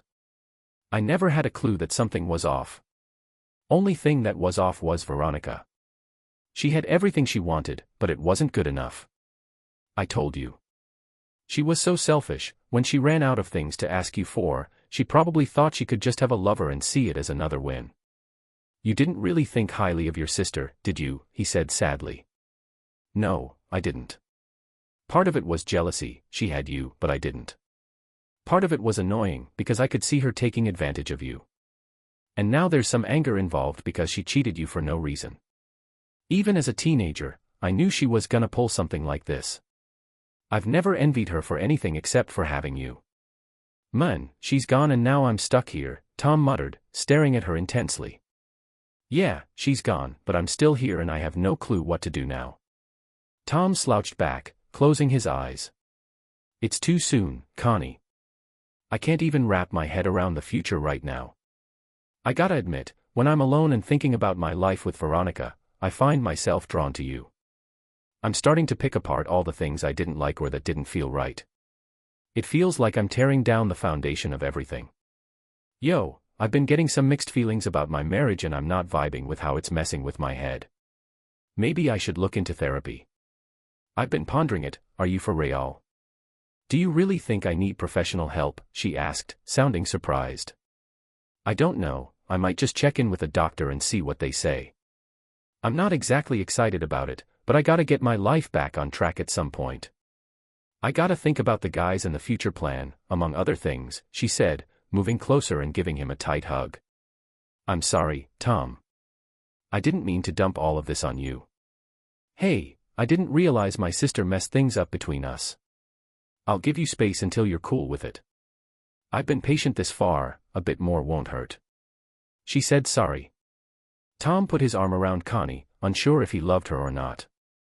Was it too early or was he hiding his feelings? He needed to figure things out before making a move. Man, that could really mess things up. They downed the whole bottle of wine and just chilled on the bench at the back of the boat. They weren't too close, but not too far either. The stars were starting to come out and every now and then a satellite would creep by. It always blew his mind to see a man-made thing floating hundreds of kilometers up in space, just circling Earth. There's like hundreds of those things up there, some just hanging out and watching us, taking pics without us even knowing. The cove was calm, like it always is. Every once in a while at night, a plane from Vancouver International flies overhead, going who knows where. The lights are shining bright against the dark sky. The birds are asleep, but the bugs are still buzzing around, so it's time to close up shop and head down. They'll have to wake up early tomorrow, as usual, to make the most of another summer day. Tom crashed out in the front room, while Connie took the back guest room. There are 2 rooms in the back, separated by a screen for privacy, that Tom's dad had set up. They smartly made another bunk by tilting the galley tabletop, so they could fit 7 people to sleep comfortably. But in recent years, they rarely had more than 5 people, including Tom, Veronica, the boys, and sometimes Connie. On Sunday mornings, they would wake up at 5:30 a.m. because of the bright light in the cabin. Tom couldn't sleep, so he got up in his t-shirt and boxers, grabbed some fresh underwear from his bag, and went to the bathroom to start his morning routine. He was the only one with access to the shower, so he made use of it by shaving and showering right away. Connie was standing in the kitchen wearing a see-through robe, busy pouring coffee, knowing she wouldn't be in her bed for long. When he entered the cramped space, he greeted her with a smile. "Good morning," he remarked. "Hi, did you sleep well?" "Yes, I did, thanks." "You?" "Okay, I suppose," she answered vaguely. "We got into some serious stuff last night." "I believe that was on my mind, sorry to hear this." "I didn't mean to drop that on you." "I know, but I'm thankful you told me." "No one else needed to know, but I appreciate it." "Do you want to use the shower?" "Yeah, thanks," she said as she slipped out of the small kitchen and into the living room. Tom noticed the outline of her naked torso through her thin dress and immediately felt a reaction to it. He had seen Connie in a tiny bikini before, she enjoyed teasing him, and he was always surprised that Veronica didn't seem to mind. Maybe she knew him well enough to know he would never make a move. Tom took advantage of his sister's offer while Veronica was away. His inhibitions were lowered, maybe even to a vulnerable level. He knew she wouldn't want a big breakfast, so he let her pick between cereal, toast, or another Danish from the pantry. Tom was used to cereal, so he poured himself a big bowl of bran flakes, sprinkled some raisins on top, and poured milk over it. That would keep him satisfied until lunchtime. She was almost as tall as her sister at 5 feet 8 inches, but much more muscular. Thomas thought she got her build from her father, while Veronica got it from. Man, her mom was a total babe no matter where she came from. Every guy couldn't help but check her out, with her short blonde hair, gorgeous blue eyes, freckled face, and killer smile. Her nose was a bit big, but it fit perfectly on her stunning face. Tom always wondered if Veronica was jealous of her sister. He didn't buy Connie's stories about their crazy childhood. Connie turned out to be a real. Man, that girl is gonna be a total knockout once she ties the knot with Tom. I'm just glad those 2 sisters finally worked out their issues. It would have been a real pain for everyone if they kept fighting. Veronica is drop-dead gorgeous in her own way, while Connie is the more outgoing and charming sister who drives guys crazy when they can't catch her attention. Maybe it's that mischievous smile she gives as she walks by, quickly glancing at him. Or maybe it's just his mind playing tricks on him. Either way, he finished his cereal and went to wash up. Tom put the bowl in the sink and set it on the drying rack with the other plates and silverware from last night. Both Tom and Connie liked the simple design of the boat. There was a dishwasher, but it was meant for bigger loads than they would have over the weekend. Tom poured himself another cup of coffee just as Connie came out of her room wearing a tight tank top and shorts. "Are you sure you won't be cold in that?" he asked, unable to hide his smile. "I'll bundle up if I have to," she replied. Tom raised an eyebrow, thinking that whatever he put on could easily be taken off. He shook his head, wondering if she would even bother wearing anything other than deck shoes if she didn't have to. The weather forecast said it would be warm, so sunscreen was necessary. Connie was practically naked, she would need a huge bottle of sunscreen to cover all that exposed skin. He couldn't believe how much his mindset had changed in the past month since Veronica cheated on him. Any remaining sadness he felt came to a sudden halt when her co-worker confessed.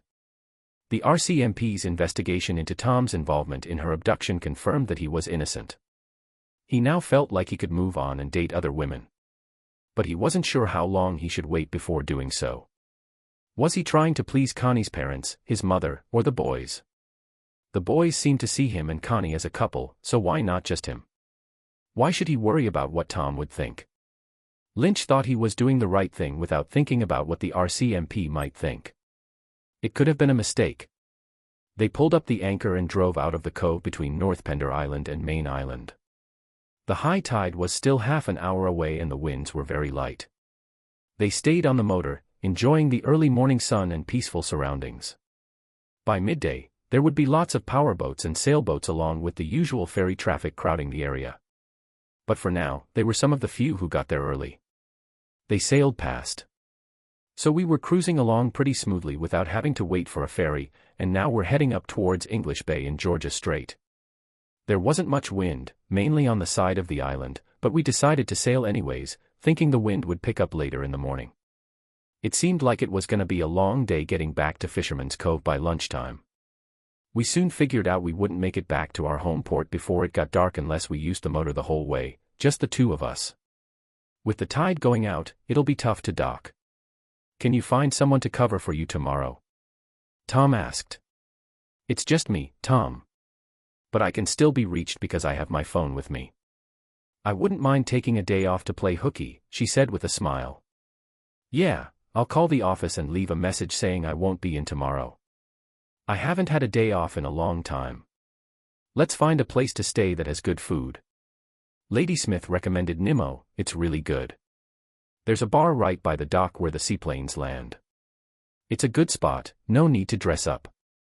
You'd look great in anything," he said with a grin, not even looking at her. "Well, thank you, sir. That's a really nice thing to say to a lady," she replied. "Mr. Lynch, what are you getting at?" "I mean exactly what it sounds like. You're a stunning woman, any guy would be lucky to have you." "Are you saying you're not into women, or are you not into men?" she teased. "You know that's not true," he snapped back. Her voice still had that playful tone, "So what is it about me that doesn't do it for you?" Connie threw out a joking challenge. "How did I end up in this conversation?" Tom scowled. "Well, Thomas Lynch, if you haven't figured it out yet, I have a plan to seduce you. I've been patient so far, but now I'm gonna be persistent. You have no good reason to resist me." Tom carefully studied her, trying to figure out how much of it was just joking around and how much was serious. It seemed like it was mostly serious, with a little bit of fun mixed in. She not only did that, but she challenged him to decide whether to accept it. If he did, his whole life would change. "Do you think we're moving too fast?" he whispered after a long silence. "No, I don't," she said firmly. "And we don't have to share our personal lives with everyone. I live alone, my kids are almost grown and out of the house. I've been waiting for you for 20 years, Tom. I don't think I can wait much longer. I'm not a teenager anymore. Man, my hormones are going crazy. I'm 33 and feeling the pressure to have a kid soon. I want you and I want us to have at least one child together. Can I be any more straightforward than that?" The look on Tom's face said it all. Connie had never been so upfront about her desires before. She didn't hold back, even mentioning wanting his kids to start a family all over again. Could he handle it? He was not impressed by her confession. Nope, I guess not. You've pretty much laid it all out there. So, what's the deal? What am I supposed to say? Tom asked, confused by the last few minutes. You were supposed to tell me that you've had feelings for me for like 15 years and that you can't wait to get me in bed and have your way with me. Tom noticed Connie's weird sense of humor was back. Anything else? He asked. Let's just take things slow, Tom, she smirked. Tom went back to staring out the windshield, his mind racing from Connie's bold move. Connie wisely kept her mouth shut. Leaving him to deal with her intense attack on his senses, he finally turned to her and asked, how exactly does one go about blowing someone's mind? Connie burst into laughter, bending over in the spacious cockpit, releasing all the tension built up over the last 5 minutes. Through her tears, she noticed Tom laughing too. The stress was gone, and she walked over to him, wrapped her arms around his neck, and kissed him as passionately as she had ever kissed anyone in her life. She said, if you let me, I'll prove it to you. I can't wait for that, he whispered, pulling her in for another long kiss. Do you mean that? She asked. I wasn't sure if you were serious. Are you taking back your offer? He teased. Never. You're mine, Mr. Thomas Lynch, and I won't ever let you go. Tom had no doubt that she meant what she said. What are you thinking right now? She asked, staring him down. I'm curious why you're so sure I won't let you down, he said quietly. You know how Veronica can be picky. Let's grab some drinks before she starts going on and on. She's been talking up your skills enough to convince me. Tom looked pale when she expressed her confidence, and Connie immediately noticed his mood change. What's bothering you? Are you worried about what she might have said? Yeah, I guess that was supposed to be private. I didn't expect her to spread it all around. Tom, she was my sister, she would be more likely to tell me than anyone else. I've never heard her share anything personal with anyone else. He looked at her sadly. I guess we'll never know. Man, I wonder what she said to Herman about me. Just stop it, Tom, she whispered. Let it go, she's out of the picture now. I'm here for you. I'll make sure you forget the bad stuff and remember the good times. That's all I can hope for, right? Forget the negative and focus on the positive. And then I'll show you how great things can be, she said with a smile. I think I'm about to give in to your charms, he said. This led to another deep kiss, and she could feel him start to relax again. It was going to take some time to get him back to his old self. Before the accident, Connie was all in on Tom Lynch. Just before 5 o'clock on Sunday afternoon, she rolled into Nimmo Harbor, and Tom couldn't resist her charm for over 3 hours. They chatted about random stuff, but Tom wanted to dig deeper. He wanted to know her likes and dislikes, but he wasn't completely sure. There was still so much to uncover about this woman who was determined to have him forever. After her last ultimatum, Connie took a step back and left him hanging. So there he was, standing at the edge of the diving board, with no other option but to either take the leap or chicken out. And guess what? He chose to jump. But let's be real, there was no guarantee that he would make it. Inside, she was over the moon about his decision. She was absolutely sure that she could win his heart. They had so much in common, and he was about to experience all the physical and emotional love he could handle. You know what they say, in for a penny, in for a pound. Tom was mulling it over as they made their way back to the boat together. Their dinner was pretty quiet, since the restaurant was only 1/3 full. So, on Sunday night, he kinda sorta promised Connie something, but he wasn't really sure what it was. Maybe it was just about love, you know. He wasn't fooling himself, Connie seemed to be thinking long-term. Their conversation during lunch was careful, skirting around the obvious. You're being really quiet, Connie said softly as they walked onto the dock. Are you starting to have doubts? I'm not sure, but honestly, I think I might be. Maybe I feel guilty, like I'm cheating on Veronica. That's ridiculous, Connie replied, I get it. But you know, deep down, that's what's bugging me. I'm not sure how to deal with it. Connie stopped and looked at him. She had a real sad look on her face, something he hadn't seen in a while. Tom, I ain't gonna make you do anything that makes you miserable. I know what I want, but I ain't gonna do it at any cost. I'm gonna step back and let you decide when or if it's the right time." He nodded and smiled. "Thanks, you're special and I love you. I'm just not sure what that love is yet." Connie just gave a kinda resigned smile, knowing she had to be patient and not rush this dude. She wanted things to be official when the time was right. They got on the boat and went down to the lounge. Tom poured them each a brandy and put on the TV. They sat together, watching a PBS show about some famous rock star, which helped distract them from everything that had been going on. When they were ready for bed, he kissed her goodnight and went to his room. Connie stayed in the lounge, lost in thought. She was so frustrated with her situation. She had gotten so close, but still couldn't get Tom to commit. She knew not to go into his room that night, it could ruin everything. She had to be ready to wait again, but how much longer could she handle this? She had her own life to live, and if Tom wasn't going to be a part of it, she needed to go a different way. Meanwhile, Tom was lying in bed, wide awake, only thinking about his chat with Connie that afternoon. Had he chickened out? He was torn between his. He couldn't stop thinking about that beautiful woman, Veronica. He was worried about what it meant for them. Was he really being tormented by her? He tried to convince himself that she was cheating on him, but the idea of confronting her didn't make him feel any better. Her excuses and unfaithfulness just felt like facts to him now. It made him feel like there was something missing in what he thought was a perfect marriage, or as perfect as it could be. As the ship's clock softly chimed midnight, he realized he had been lying awake for 2 hours. No way he was gonna fall asleep anytime soon, so he got up from bed and quietly opened the door. The lights were off in the main cabin, but the dim light was shining through the skylight. He noticed that the door to Connie's room was closed. He grabbed a beer from the fridge, plugged his headphones into the speakers, turned on a local soft rock station, and sat down in one of the seats.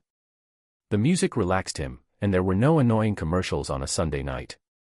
Eventually, he must have drifted off into a dreamy sleep. He tried to remember them, but his brain was like, "Nah, don't bother." He hardly ever remembered his dreams, but these ones were weird. Except for one where Connie was bawling in the background, hands over her eyes. He had no clue what she was on about, but she was clearly upset about something. It was also damn confusing. And then there was that scent, like a woman's perfume, but not quite Veronica's. And now, onto the touch, his lips felt so soft, he could barely even feel them. But they were there, on his head. He suddenly jolted back in shock, wide awake now after that weird dream. He was wondering what had happened when he saw Connie. She was kneeling in front of him as he came to. He recognized her smell and her lips. Looking around, he realized he was on the boat. Connie wasn't crying, she was actually smiling at him. He reached up to rub his eyes and remembered taking off his headphones. He blinked and tried to gather himself. "I must have dozed off," he muttered. She nodded in agreement, holding up a beer bottle that was already halfway gone. She fell asleep with a grin on her face. "What time is it?" "Around 2 o'clock. "What are you doing outside? Couldn't you sleep either?" He shakes his head, "No." "Are you too scared?" She did say, however, that I must have had a really vivid dream. "You were talking in your sleep, but I couldn't understand it. Do you do this often?" "Not that I know of, at least Veronica never mentioned it." I was really impressed, Veronica was a very lucky woman. "Why were you crying?" he asked absent-mindedly. "Crying? I wasn't crying." "Oh, I thought you were." "I guess that was in my head. I had a dream where I was happy, and I'm so glad you weren't crying." She was on her knees with her arms resting on his thighs, looking up at him. Even without makeup, she was stunningly beautiful. She had flawless skin with a few freckles on her cheeks, gorgeous blue eyes, and her wild golden hair framed her face perfectly. "That must have been some dream," she said in a soft, husky voice. "I usually don't remember dreams, but this one was so vivid. If I remember correctly from my college psychology course." "The ones you remember are the ones that involve stress or danger," he said. "I wouldn't be surprised if you've been dealing with a lot of stress, Tom. Just when you were starting to move on from Veronica's death, the cop shows up with news about her cheating, which couldn't have helped." "I didn't mean to upset you," he said. "It seemed out of nowhere when you started crying and covering your eyes." I didn't mean to upset you, he kept saying. How could you upset me, she asked, now confused. Can't believe you were just lurking in the background, all dressed up and crying. Oh man, Tom Freud would have a field day with that dream, she said with a smirk, instantly regretting it. Yeah, I guess. But I remember feeling really unhappy, like I didn't want to do something. I almost, well, never mind, he said, gently raising his hands to her face. You almost what? He asked softly. I almost took advantage of you. I don't know what stopped me. Maybe you were mumbling something, like you were trying to stop something from happening. He thought about it for a moment. Maybe I was just trying to get you to stop crying. She gave a comforting smile and held his hands in hers. You care about me, don't you? She asked. You know I do. I'm just trying to figure out if it's more than that, he replied. He stared at her for a while before finally saying, Connie, will you stay with me tonight? She nodded and helped him out of the chair, leading him to his room. It confirmed to her that this was the moment she had been waiting for. When he woke up the next morning, he was a bit confused. He was lying on. By his side, holding Connie's gorgeous body, he slowly lifted his head and looked at the clock on the wall. It was already past 8 p.m., way later than his usual wake-up time. His mind went back to last night's conversation about his dream. What did it all mean? Why did he even care? It was just a dream, but don't dreams mean something? They're a peek into the subconscious, after all. But one thing was for sure, he had some hot and heavy action with his sister-in-law last night, and she definitely enjoyed it. Connie shifted and turned over. Hey, are you up? Yeah, I was just thinking about last night. You know how much I wanted to be intimate with you. I really wanted to make it special for you. Yeah, it was amazing. I feel so good. Tom even mentioned how cozy I felt waking up with you here and smelling your nice scent. I forgot how much that meant to me each morning. I don't want to lose that again. It can't be a one-time thing, Connie. I couldn't handle it. I know that's not what you want. So, I was thinking, what if you and me, got together? I don't do things halfway, you know. Connie couldn't help but notice how serious he looked when he said that. She smiled and was like, did you really think I'd be happy with just a one-time thing? I don't know, he replied. My head's all messed up, I can't think straight. She went quiet again, watching him struggle with his thoughts. She tried to think of something to say to help him clear his mind. Tom stayed silent. Tom lay on his back, staring up at the ceiling of the cabin. Connie rolled closer to him, putting her arm across his chest and pulling him towards her. I'm gonna make things better for you, Tom. I promise. I'll make it better, she said. He rolled towards her, wrapping his arm around her and keeping her close. I believe you, Connie. I really do, he replied. Connie stood behind Tom, wrapping her arms around his waist as he led her across the gulf and into the entrance. The wind was strong, blowing from the west and making the journey quicker than expected. The traffic was. Monday morning was chill, but not everyone could skip out on work like she could. As she thought back on last night and this morning, she remembered how their affair started. It totally caught her off guard when she found Tom Lynch from last night being all sweet and talkative after they hooked up. It was not what she expected at all. They made love, and it was perfect. Veronica wasn't just bragging, he was an amazing lover. She had never felt so satisfied. All she ever wanted in life was to be with him, to hold him like she is right now. She never lost touch with him, not even for a moment. This is what she had always dreamed of, what she had been yearning for all this time, and now it's finally happening. She had never felt so happy in her whole life. Luckily, they returned to Fisherman's Cove around half-tide, which made docking the boat easier. Connie stood on the pier, holding the 4.5 lines and quickly tying them off as Tom carefully maneuvered the large vessel into position. So first they loaded up their stuff onto a cart, starting with the stern then the bow of the boat. They quietly moved it up the ramp to the parking lot. They rode in silence to Tom's house, each feeling lost and thinking about what had happened the previous weekend. Their relationship had changed for good, and there was no turning back. But none of them wanted to go back to how things were before, for their own reasons. They all wanted to keep moving forward on the path they had chosen together. Connie was the most determined to see it through, but Tom was also on board. We made a decision and we're sticking to it. Now we just need to figure out when we're gonna tell everyone about the change. Come in, Tom said as they pulled into his driveway. I don't think the boys are home, so we can chill and chat for a bit. Connie nodded, then turned off the car and pulled up the handbrake. Tom grabbed the 2 canisters from the back of the car while Connie grabbed his overnight bag. He tried the front door, but of course it was locked. He used his key to open it, letting her go in first. Anyone home? He called out. Nope, no one. I answered the door and a few minutes later Mrs. Calderon, the housekeeper, peeked out of the bathroom into the kitchen. Oh, it's you, Mr. Lynch. I wasn't expecting you. Vernon said you were sailing and wouldn't be home until later. Tom smiled and said, Miss Fairley and I had a great sail today and came back early. Is everything okay? Yes, sir. Tony is at the factory and Vernon went to the university to check out some courses or books or something. Did you have a good weekend? She asked.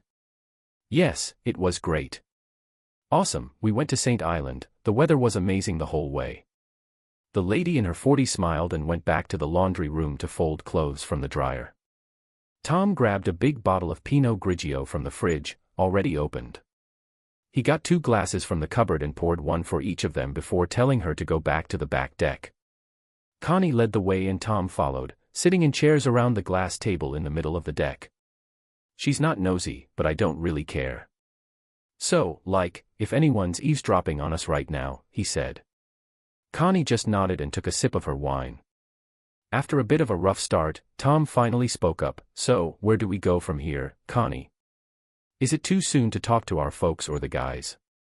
She didn't answer right away, just stared at her wine glass like she was pondering something deep. I don't feel the need to spill the beans just yet, Tom. We're still trying to wrap our heads around the fact that we're a thing now. I think we both have a lot to figure out about each other. You're starting to sound like. So, what happened to the lady who said, damn the torpedoes, full speed ahead? He laughed. Are you having second thoughts? She shook her head firmly. No way, absolutely not. I've been waiting too long for this. Now I'm going to enjoy every moment of it. I really don't want to hurt anyone. I guess my mom is on my mind the most, and probably yours too. They might get mad if they think we're rushing things. What about the guys? He asked. I'm not too concerned about them. I wouldn't be surprised if they didn't care. I know what's going on because I'm always here. I feel comfortable around them, and I think they feel the same way about me. Maybe it's just a teenage thing, he joked. What do you think? She replied, raising an eyebrow. Teenagers, whether boys or girls, often have raging hormones, she laughed. I'd be flattered, but I'm not interested.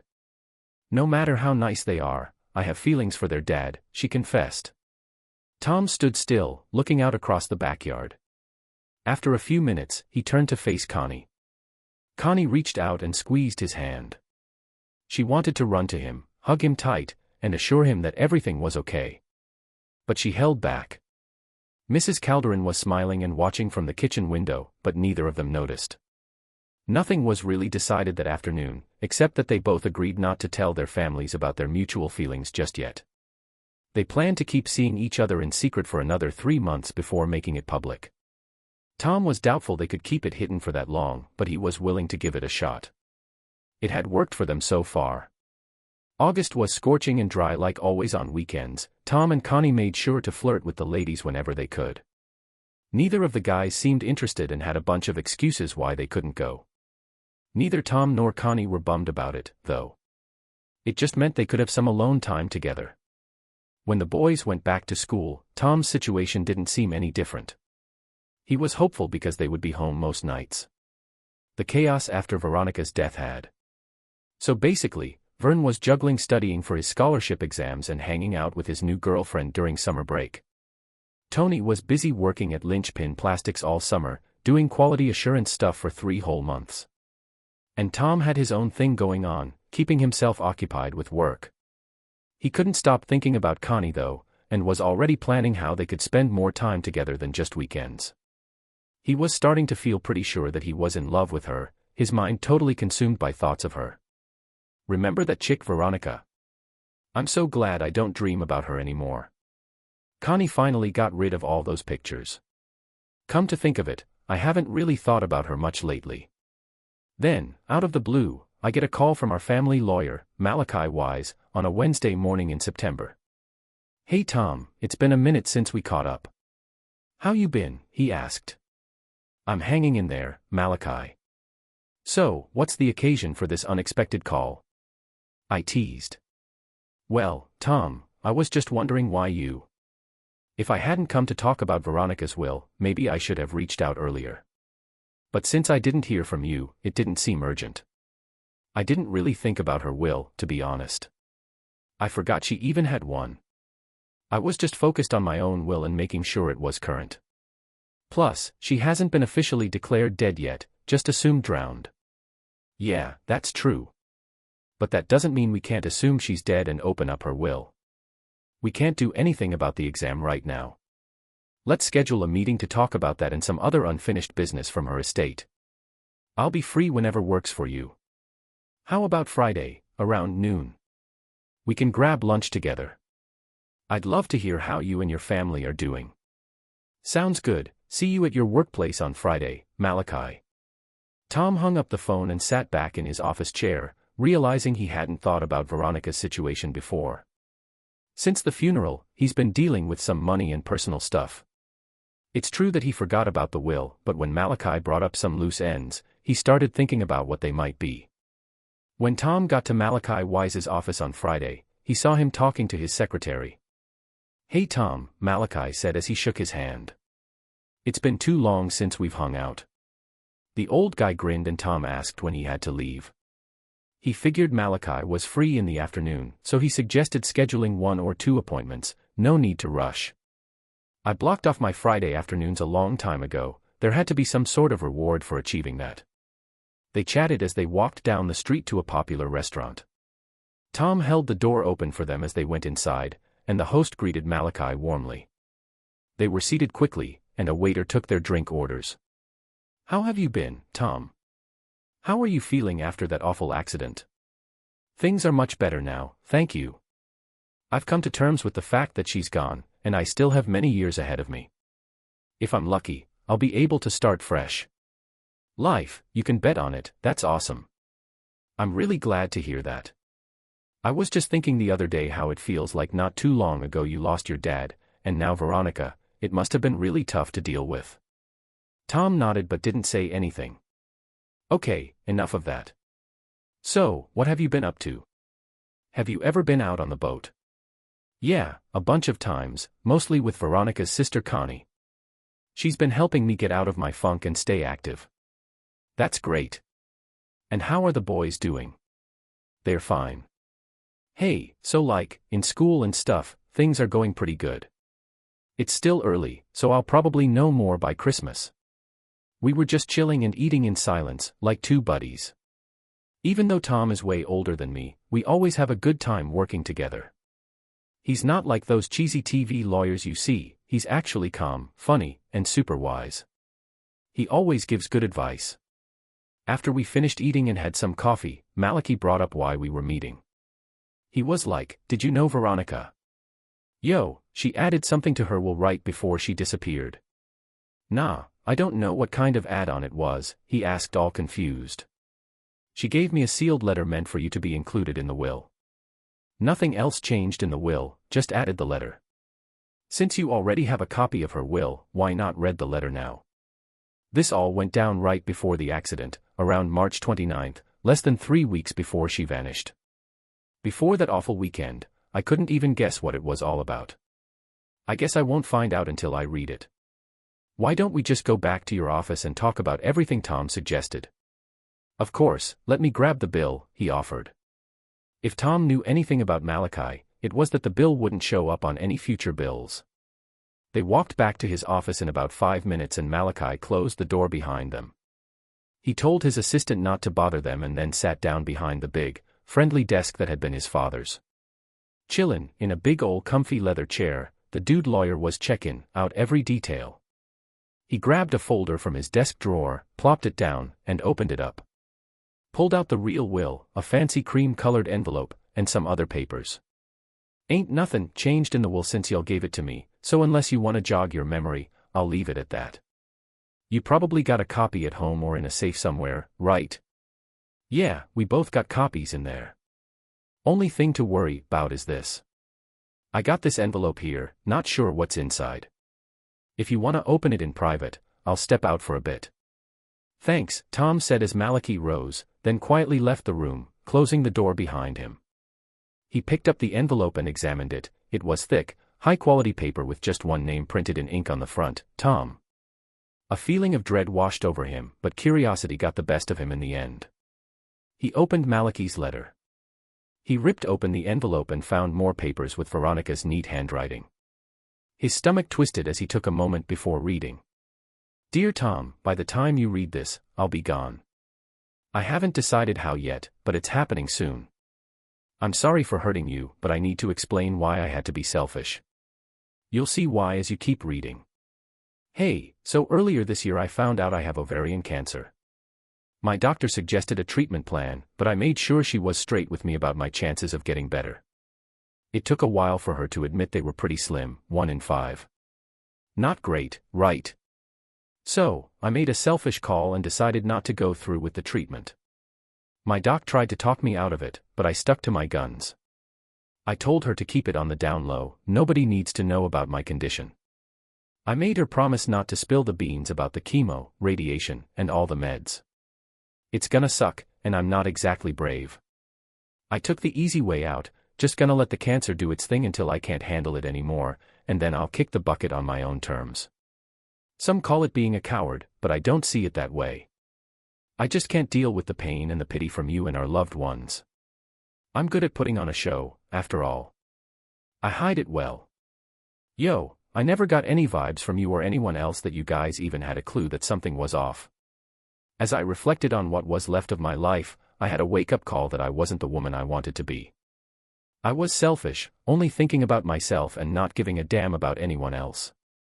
You gave me everything, your love, commitment, dedication, and all the fancy stuff I wanted. I had it all, a good-looking, successful husband, 2 amazing sons, and a supportive family. I had a great house and was living the good life, but it wasn't until I faced death that I truly saw myself in the mirror and didn't like what I saw. I started cheating on my partner with another guy just before finding out my fate. It doesn't matter who he was, you don't know him. He wanted me, and I wanted the thrill of doing something forbidden and totally unexpected. Yeah, it was selfish, but at that moment, all I cared about was. Man, if I had gotten caught, it would have been a disaster. I'm not saying this to hurt you, just to be real about who I really am. I wish I could explain why I would cheat on a guy like you, someone who would be willing to take advantage of a married woman. In the back of my mind, I thought I could get away with it and keep it as my dirty little secret. I didn't plan for it to go on, just wanted to enjoy the thrill of cheating.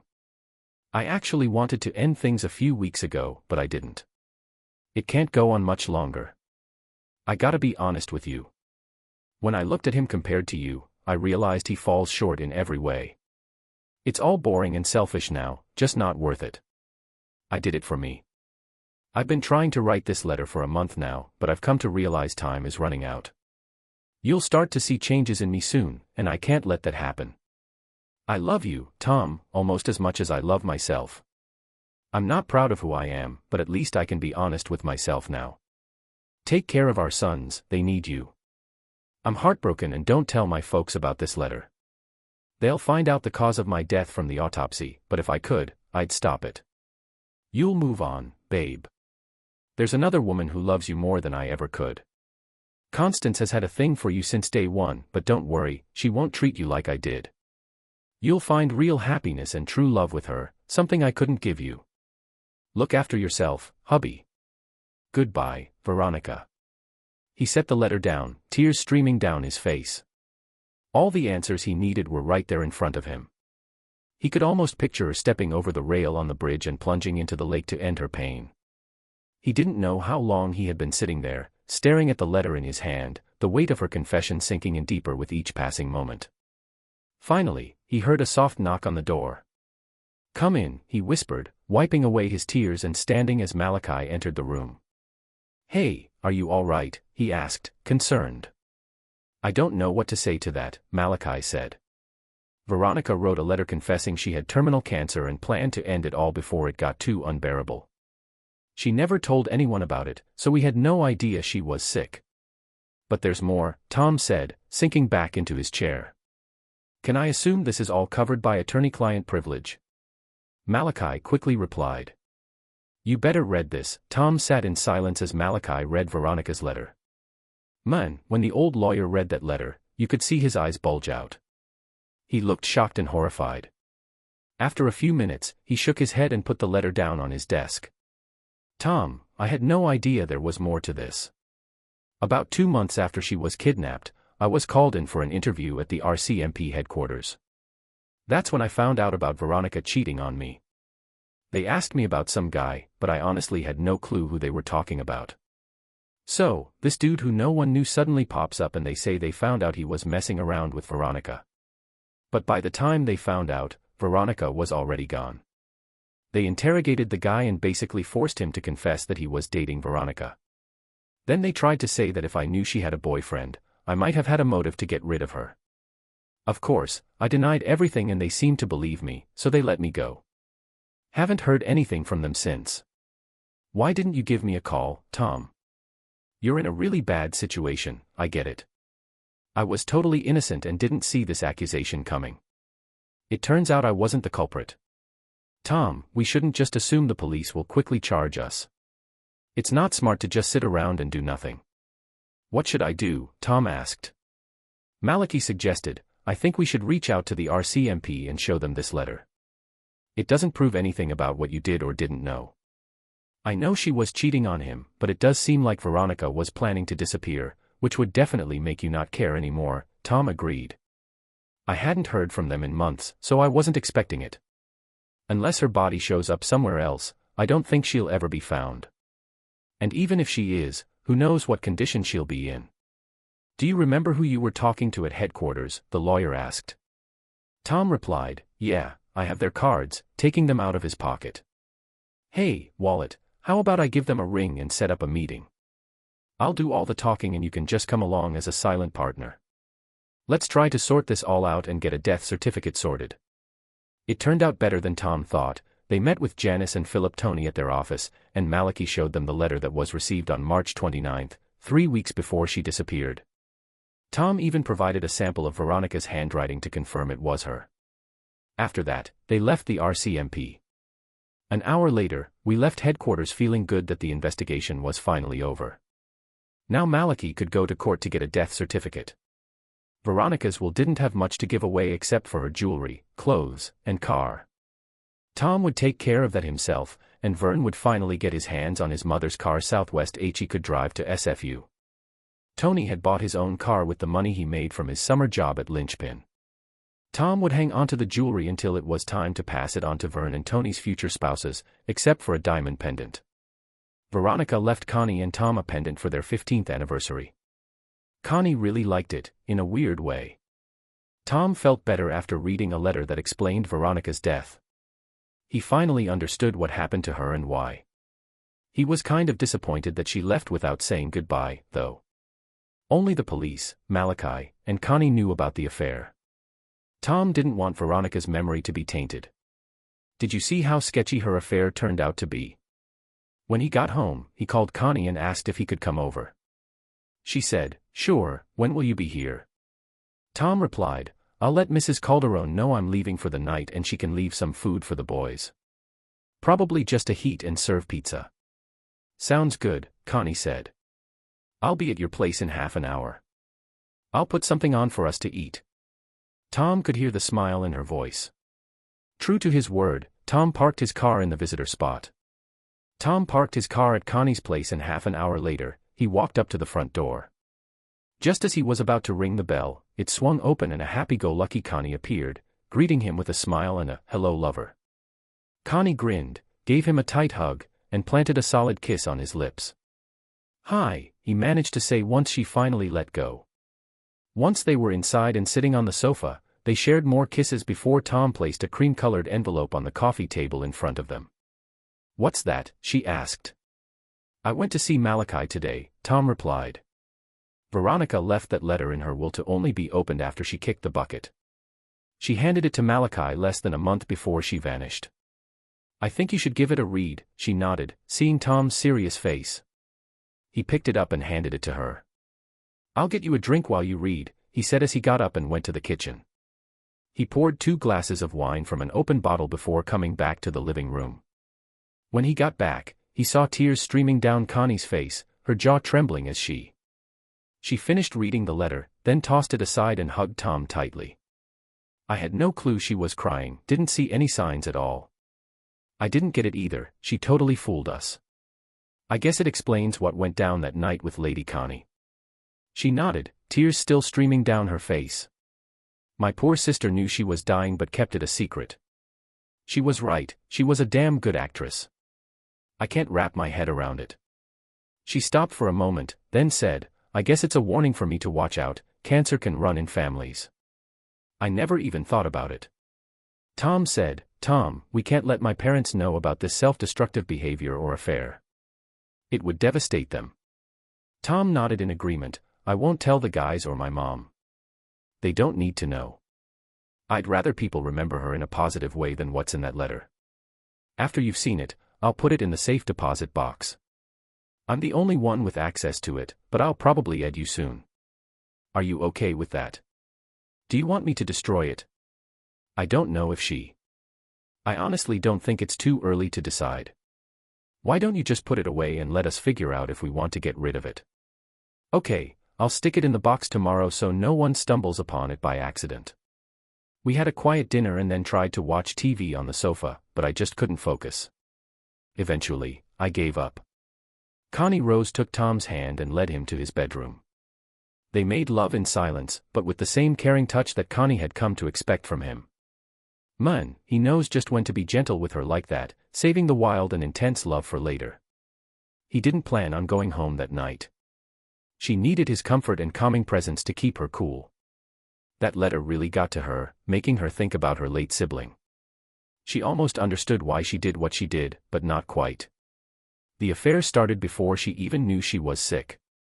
Veronica being aware of her sister's feelings for Tom and wanting her to be happy was almost as surprising. She didn't even know her sister, Connie. "I think it's time to spill the beans to our friends and family about us. I love you and hope to marry you one day. I want everyone to know that," he said.